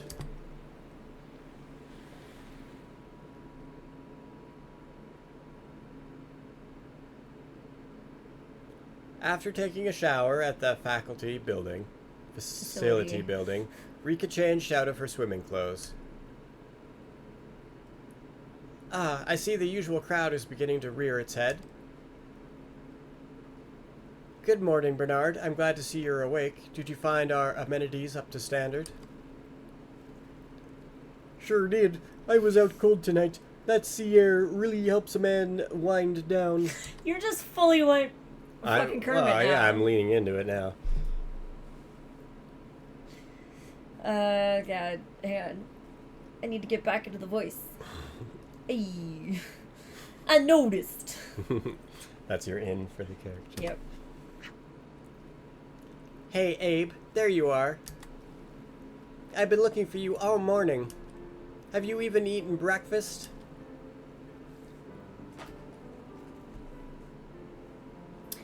I was just Lane had said something. How kind of you to worry about me. Come on, let's look for a quiet place. Even though we're on Easter break, the Sunday Abbot never skips an issue. Let's hold an editorial meeting before the beach becomes too crowded.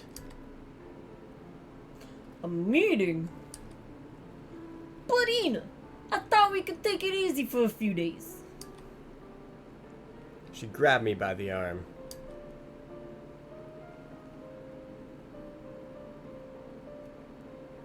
So, have you noticed anything? That Marissa girl, I don't know what to think of her. She appears so immature at times, the way she bickers with Bernard. I wonder if Flock will be able to retain its current position with her in the lead. She seems to be getting on with Rika. Ina pondered for a second. She is, isn't she? I wonder what will come of that. As you know, Rika's father is a member of AIR. He leads the Cooper faction, an autonomous wing within the party. If Marissa manages to sway John Cooper, it could lead to division within AIR. Although I'm not sure if she would be capable of that. You know what? Maybe they're just becoming friends. Oh, Abe, you idiot. Although she is dependable, Rika could come off as lonely at times, and Marissa hardly knows anyone in town. Not everything is a political game, you know? Ina grumbled. That's where you're wrong, Abe. Very wrong. Suddenly, we were blasted by a shower of sand. Ina had to duck not to get hit. I'm the sand lion. Feel my wrath. Why is her hair curly now? I don't know. That genuinely made me laugh, though. Good job, Lane. Abe, Ina, what are you discussing? I welcomed the break from Ina's paranoid ramblings like a breath of fresh air. Hi, May. You're late for the editorial meeting. Please tell us what you will be contributing to the next issue. Alright, I forgot she was working at the newspaper as well. You're holding an editorial meeting on the beach? Why didn't you tell me? But never mind. You need to listen to what I've discovered. While the two of you have been vacationing, I've been running a covert investigation. Ina stifled a laugh. And you must hear, I have discovered a mystery. Well, May, please tell us. Those basalt blocks there. She pointed towards the breakwater that stretched out behind us. That stone isn't from around here. I can tell by the quartz layers and some of the markings. She lowered her voice to the point where it was no more than a whisper. Illegal smuggling of rare stone is an international crime. I believe we may be on to a conspiracy. Alright, so we can either be sarcastic asshole or be condescending asshole. I mean, it seems like she knows what she's talking about with, like, the quartz layers and stuff, so... Yeah, but neither one of these is believing her. Ina stopped the presses as being a sarcastic asshole, and oh May, you always crack me up as being a condescending asshole. Wait, Lane, is the first option sarcastic? I read it as genuine personally, but I can see... I don't know, maybe I'm reading it in Abe's fake voice in my head. Yeah, I think that might be it, but I can see your read on it. It is sarcastic. Okay, so you were right.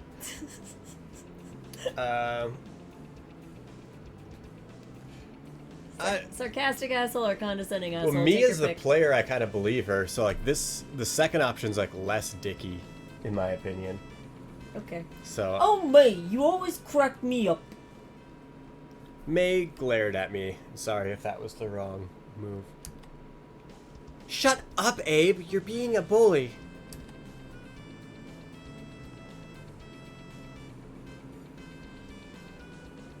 As the afternoon progressed, the beach became increasingly crowded with beachgoers, who were drawn like flies to the exceptionally favorable weather conditions. As forecasted, the temperatures had been rising gradually over the past week, and below the unbroken rays of the midday sun, it felt as though summer had come early. And as I made my way through the multitude of people, I encountered Bernard. Kermit the Frog here. You'll survive a few wrong choices. Okay. He stood staring into the distance, an overwhelmed look in his eyes. Hi, Bernard. That's me. Oh, sorry. I'm entitled to step on people's lines. Hey, Bernard. It's getting pretty busy. Have you seen the others? My words appeared to pass right through him. But then he began to mutter something. Can you feel it, Abe? And nature has finally awoken from its state of hibernation. All is teeming with life. The sheer amount of precious female beauty, swimwear bursting at the seams. It's all too much, too sudden. I think I'm suffering from sensory overload. Pervert Kermit the Frog is really creeping me out.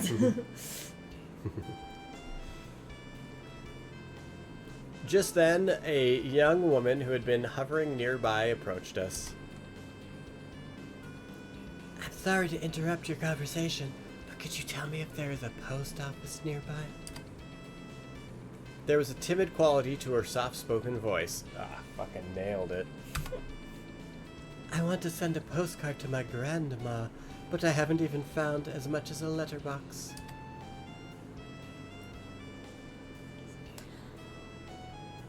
Hey, I'm not sure. Did you see a post office, Bernard? Bernard just stood staring at her, wholly paralyzed.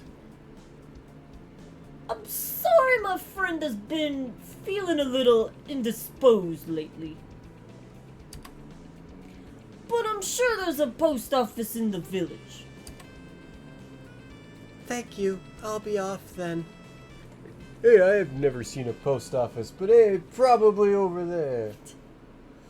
Sure, the village has one somewhere in its... a village is tiny, right? You could just look around. You could find one. Use your eyes, Jesus. Who knows? I might just see you guys around. I turned to Bernard. Come on, what's the matter with you? Wasn't this the whole reason you came here? To mingle with attractive girls?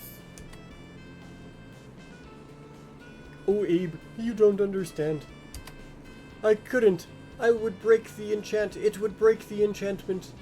What I should be doing is like a Sanji from One Piece voice. That is well, I don't know. He can't talk to women, apparently. Other than Marissa. He sighed. Man is born free, yet everywhere he is in chains.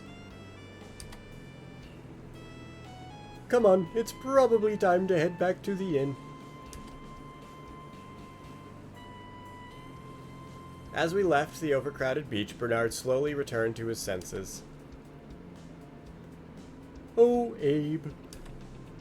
You know, if I were ever to give something to the world, it would be a grand beauty contest.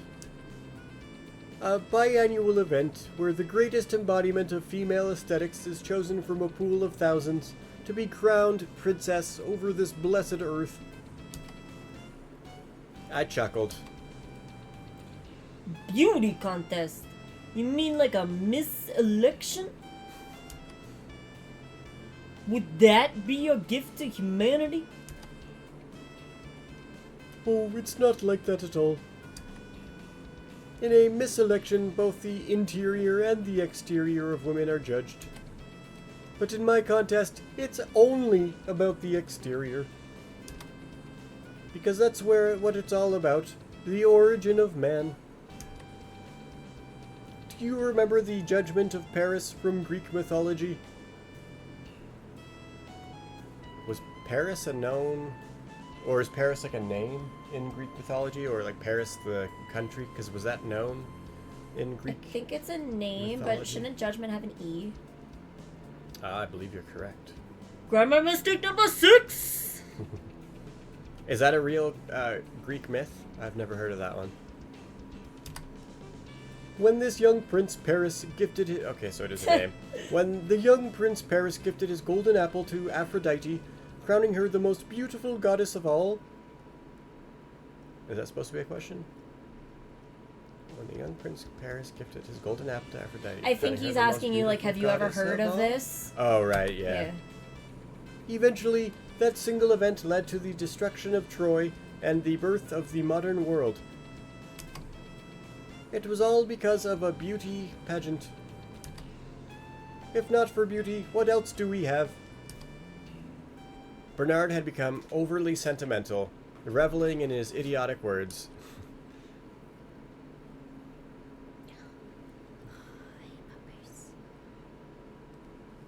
Oh, do you like the fluffy chair? That evening, we returned to the common room. Come on, Rika, open up the liquor cabinet. It's time to mix some cocktails with all my high school pals. Rika pouted doubtfully. I'm not sure, Marissa. The school has entrusted us to act responsibly at all times. Oh, come on. A little alcohol won't hurt, will it? We must have started talking Holy Communion by now. You must have started taking Holy Communion by now. I mean, so this is like a politician running for head of a political party on a trip with a bunch of underage minors going, have some alcohol. What could go wrong? That's kind of, yeah, a little my thought as well. Lane, how old is she again? Because like the legal drinking age in Canada is 18. No, it's different in every Well, province. it's different in province, but 19 in some, 21 in others. But in this province, it's 18.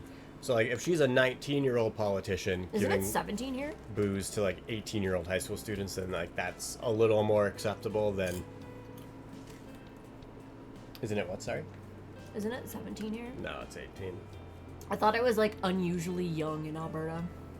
I think 18, like, because it's 19 in BC. Yeah, it's 19 in Ontario, but I know that I had alcohol. Like, I visited my brother here, and I had alcohol because it was legal here, and then I went back to Ontario. So it's definitely younger than 19 here. Yeah. I just thought it was younger than a year. It is 18 because a few people had turned 18 in the last year of high school. She and is would go to the bar. 23/24 in the game, but this is more like a Euro setting. Oh, they drink, They in drink in kindergarten. kindergarten. Yeah, okay. We are applying our North American bias, and you caught us. Well, no, I'm more concerned about just the fraternizing with kids much younger than her, and then getting them drunk. Well, there is that. But that seems about par for the course for politicians in this town. We've all worked so hard, you can't hold an excursion without some leisure. Marissa, we spent the entire day at the beach. My thoughts exactly, Abe. But Rika had already yielded. This feels like she's trying to get Rika drunk so that she can use that against Rika's father in the political Oh. race. So maybe Ina was correct and everything is a political game. Like, how dare you pretend to be Puritans when your daughter's off drunk on the beach? Right.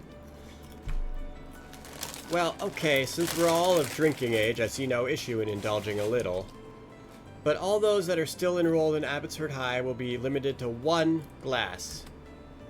Please don't make me regret this.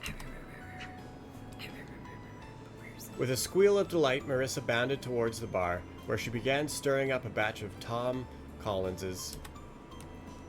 Collins is I'll have a glass of the Glenfarclas class 15-year-old. Bernard's words were lost in the ambient murmur. When Marissa returned, she handed each of us a glass of clear liquid. Wow, this is good. Better than wine.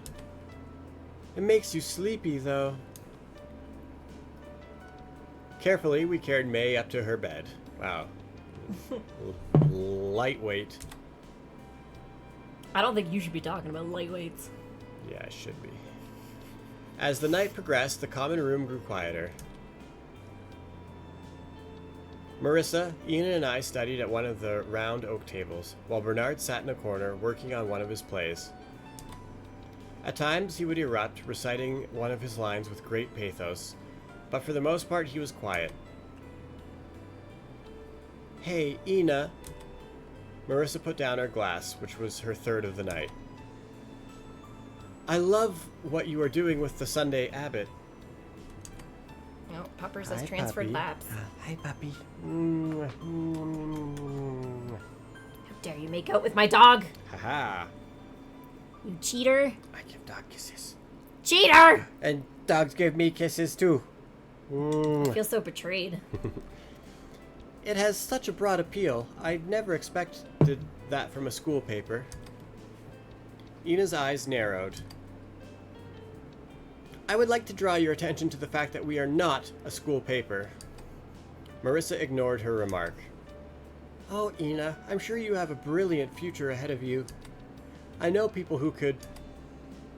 She let out a hiccup. I know people, who could really open doors for you. That's kind, Marissa, but I ask you to maintain the integrity of our relationship. Our only current concern is to cover the town council elections in a fair and an objective manner. Ina's words trailed off, and I could tell that she was thinking rapidly. Oh, Ina, you're so good. It's no fun. And that's so much fun. Yeah, Marissa's evil. But to be a good journalist, you should be able to spin your web a little. Yeah. Like the incy-wincy spider. Ina smiled. Maybe you're right, Marissa. Maybe I should spin my web. Couldn't you help us out a little? As a politician, you must be privy to all kinds of information. Can I refill your glass for you? Well. Oh, what? Do you want my lap again? Oh, Ina, there's no need to get me drunk. I'll tell you anything you want. Marissa stared into Ina's eyes intensely. Have you ever heard the story of Anna Sanders? Ina shook her head. On 58 Oystercatcher Lane, there's an apartment on the 3rd floor, so small and unassuming that you'd hardly notice it. There's something off about that apartment, something I've been wanting to share. Even though Marissa was slurring her words, Ina had become all ears. There are things happening in Abbotsford, Ina, that cannot bear the light of day. Things that are impossible to uncover without the right entrances. So, what's the deal with 58 Oystercatcher Lane? I saw Ina make a quick note of the address in her notebook. Things have happened in Oystercatcher Lane. Dark, disgusting things. If I told you, you wouldn't believe me. But please. Marissa moved to take another sip of her glass, but Ina stopped her. In the registry, there are ways to look up the, provenance of all of Abbotsford's real estate. And the tax status. The tax-exempt status, I mean. Otterfet. I'm on the road listening in Duty Dudes. I think he meant listening in Duty Dudes. And the tax status. The tax-exempt status, I mean.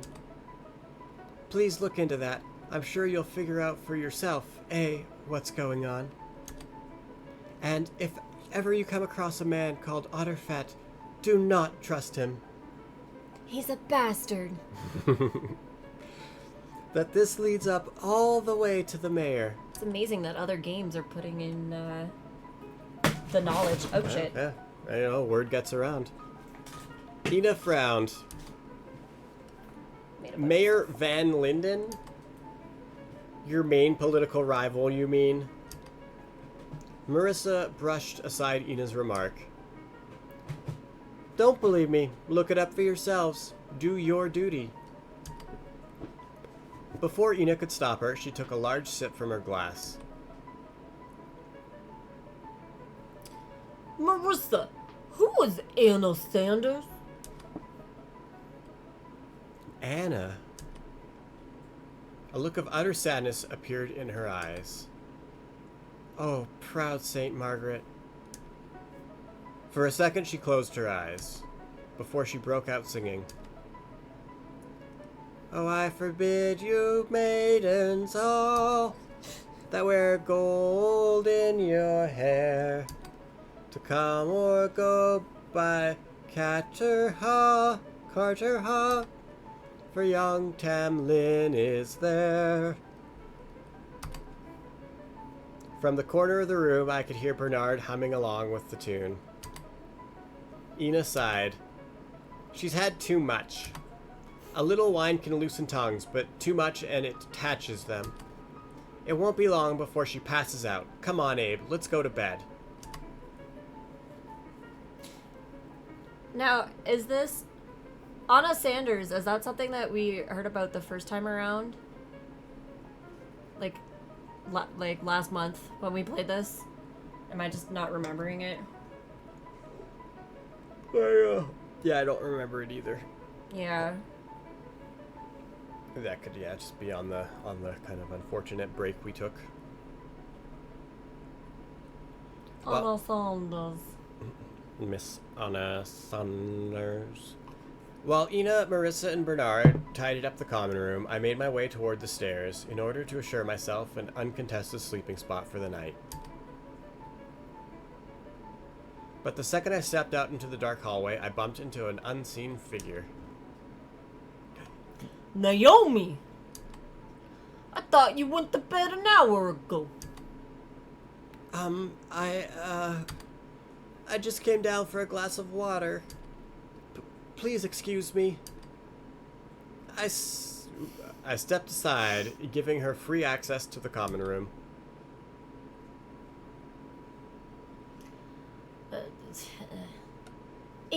Well, go ahead. No, I've changed my mind. You were just eavesdropping. And without any further explanation, she disappeared up the stairs.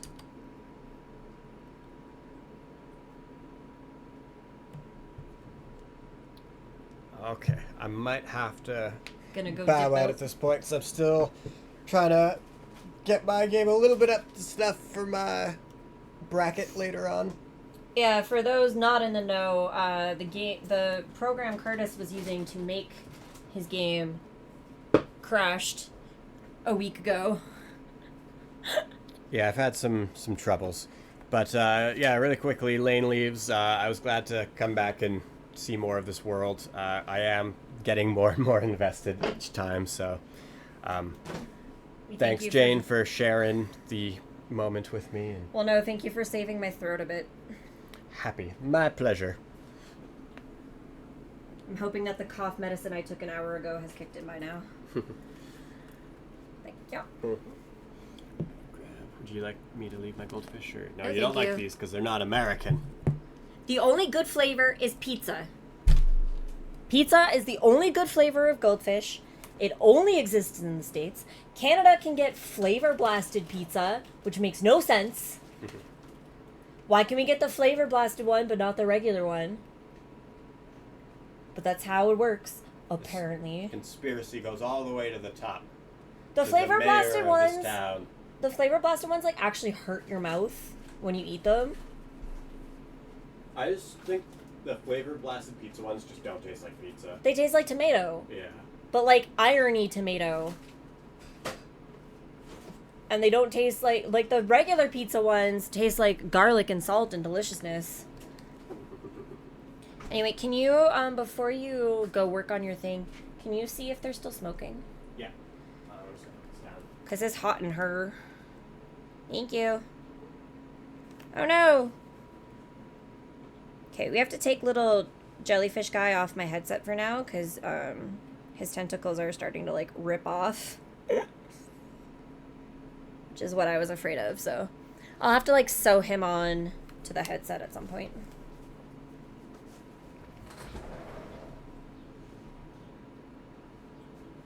Smells okay to me. Okay, thank you. Thank you for stopping by, Curtis. Hell yeah. Go work on your game. Yeah, for those of you who don't know, the game that he was making, the, like, program completely crashed and, like, erased all the files, like, a week ago. So, thankfully, he had sort of a backup, but, like, he has to, like, go in and, like, fix it all a bit. So, he's been working very hard the last week to try to get it ready for us for tonight. The next day, we hung around the inn until noon, where Rika and I distanced ourselves from the rest of the crowd. She'd arranged for us to meet up with Peter near the North Point, where a natural sandbar ran far out into the lake. Frequented by incidental birdwatchers, this secluded place would offer enough privacy to discuss our affairs. Thank you for taking the time to talk to us. Okay, so you're saying that this guy's like anthropology edgelord. I could try to do like a chosen voice. It's nothing. I wish my own students would take this much interest in my work. But students can be so calculating these days. Would this be on the exam? Is what they ask me whenever I delve too deep into a subject. As if grades are all that matters. You can't become an anthropologist just by taking tests. So how does one become an anthropologist? This is all very breathy. You need to be prepared to gaze deep into the eyes of humanity. Even if you are chilled to the bone by what stares back at you. Rika smirked. Let me guess. Sometimes you may even need to get on your knees and dig up graves. Peter swallowed. It's not like that. The thing you must understand. In the days of Brown Bulwer, there were many academic misconceptions about isolated communities like yours. Scholars speculated that the inhabitants of Abbott suffered from physical and mental degeneration due to inbreeding that would occur on the island. There were many stereotypes about Abadian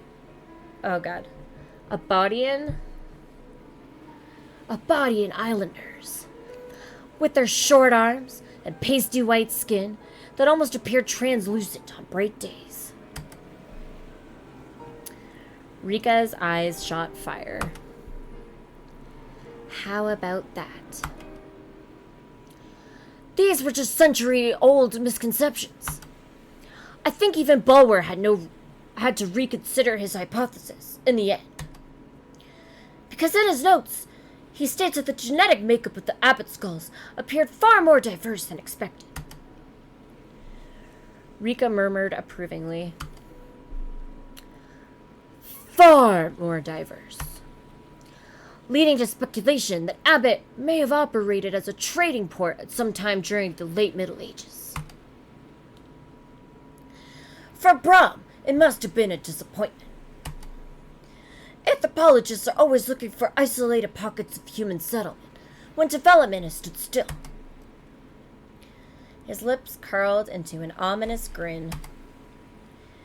In West Papua, there are still tribes that live entirely without outside contact.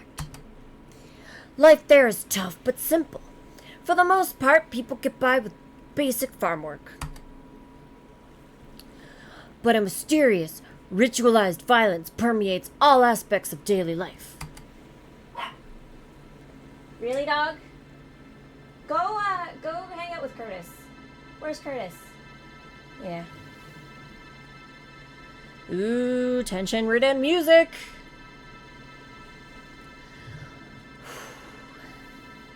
Religious torture, skin incisions. It's enough to make you question their sanity. But although it may appear cruel to us outsiders, to them it's a deliberate way to come to terms with the wanted terror, the disease, famine, death that nature inflicts upon them every day. By mirroring nature's violence in their rituals, they attempt to assert control over the animistic spirits? Did you mean animalistic? Animistic. Or is that like animosity? Animosity spirits? Animistic. Relating to or based on animism, the belief that natural objects, natural phenomena, and the universe itself have souls. Interesting.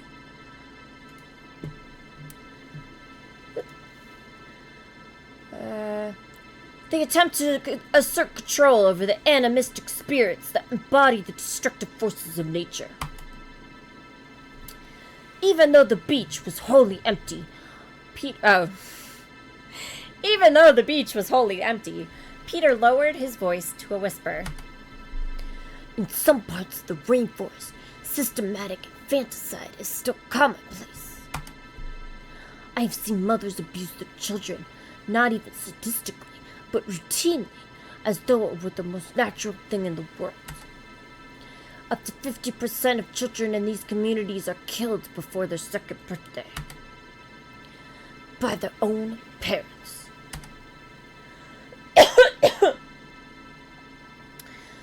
Rika smiled at Peter coolly. Well, it appears that your exotic vacation has left quite an impression on you. Peter's face turned sour. But look at the time. I have class to teach too. I really should get going. Wait a minute, Peter. Aren't you forgetting something? Did you manage to find the skulls I asked you about? And would there be any way to return them to our community? To their rightful resting place? Yes, no, I mean, I'm doing my best. The department's looking into it, but I still have to clear some matters. Even if we do find them, I need explicit permission to release them to you. You have no idea how many old bones the anthropology department owns. Because that's all they are, in the end. Maybe we shouldn't even go through the hassle. We should, Peter.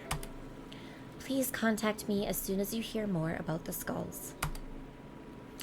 Theft of human remains isn't a trivial matter.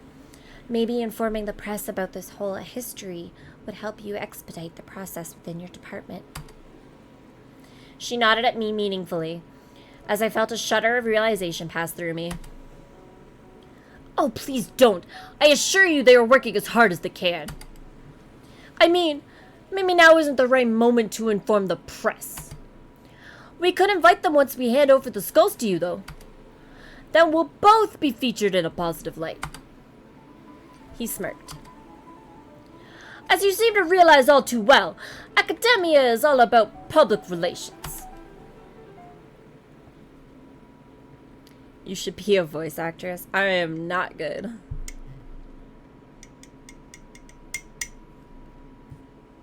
Oh, we hit the end of a thing. And we did a nice and a nice. That was the end of part 2. And we only have like 10 minutes left in the stream, so it probably feels like a good place to end. Right? Yeah? Yes, yes. We'll save over this accidental save of Curtis's. Part 2! We finished it! We did it! Good, I'm glad. I'm glad that we got, like, a part done. Especially with as slow as I was reading because of my throat. Thank you for playing. Thank you again for being here. Lane. Soka. However you wish to be referred in the long run. Yeah, I'm glad we got a part done. I'm so sorry about my throat. Like, we really wanted to play through Threnody this week and, like, have a lot of, like, the original story completed so that, like, going into this, we would kind of understand more. And then I lost my voice on Sunday, and it was gone on Sunday and Monday. Like, even if in our affiliate stream on Tuesday, you can hear that, like, I can barely talk. And then because of the Tuesday stream we did where I was, like, yelling and stuff, it was gone again Wednesday and Thursday and Friday. It's almost back, but it's still pretty bad. So I apologize that, like, this one was so slow going. Thank you so much, Curtis Mutter, for taking an hour out of your game setup and stuff to come and help give my voice a rest. Thank you. So yeah, again, guys, if you liked this game, the dev info, this is Deluge, Sermon for the Dead. It is the second in a series. Both of these games are available on Steam. You can play their game. That's the link to the Steam for those in chat. It's a free to play on Steam. This is the second in the series, though, so, you know, go check out their first game in the series, which is Threnody of Crashing Waves, which now has achievements. Take it easy. I'll be back if you need me. Yeah, sure. We'll have you back anytime, Leaves. Anytime you want. We do this dev weekend once a month, so if you want us to keep playing through this game,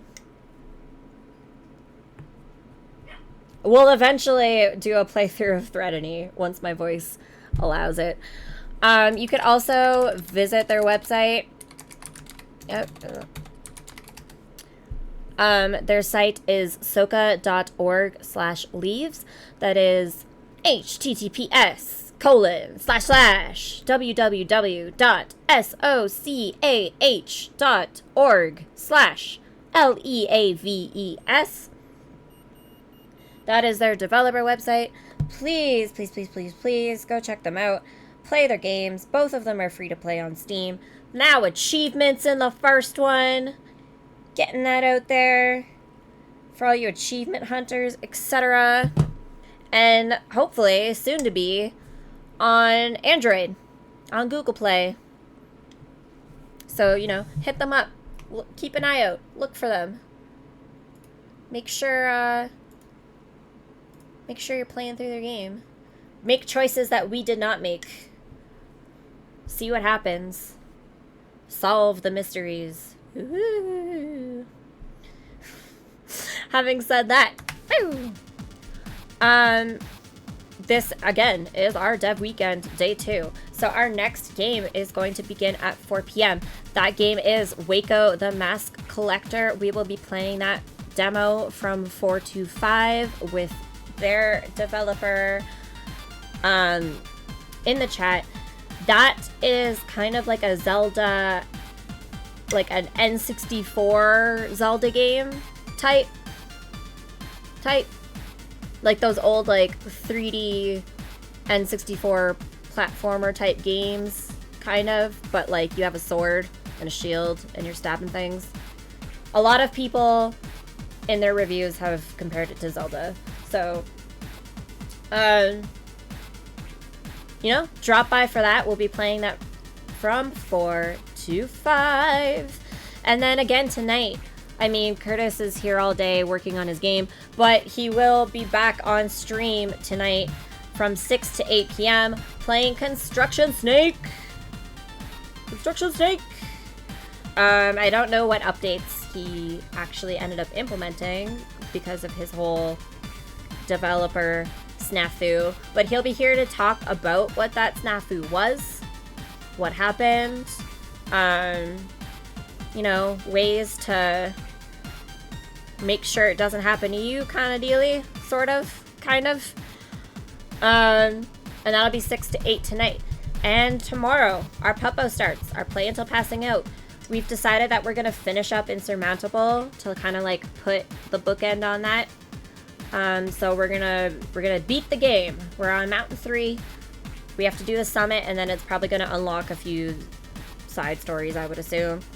And maybe another mountain, because it feels like this game, it feels weird and anticlimactic if I just like climb Mountain 3 and that's the end. So who knows? I don't know how long that game is, but we're gonna try to beat it. And then if we do, we'll probably go back into some of the game dev games that we played this weekend and play more of them.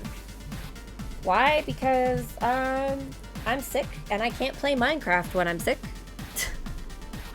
So we're probably going to be playing Minecraft as little as possible during the puppo. But yeah, so thank you for stopping by for this developer stream, and we will see, hopefully, everybody back here at 4 p.m. Thank you, thank you, thank you, thank you, thank you. See everybody in an hour.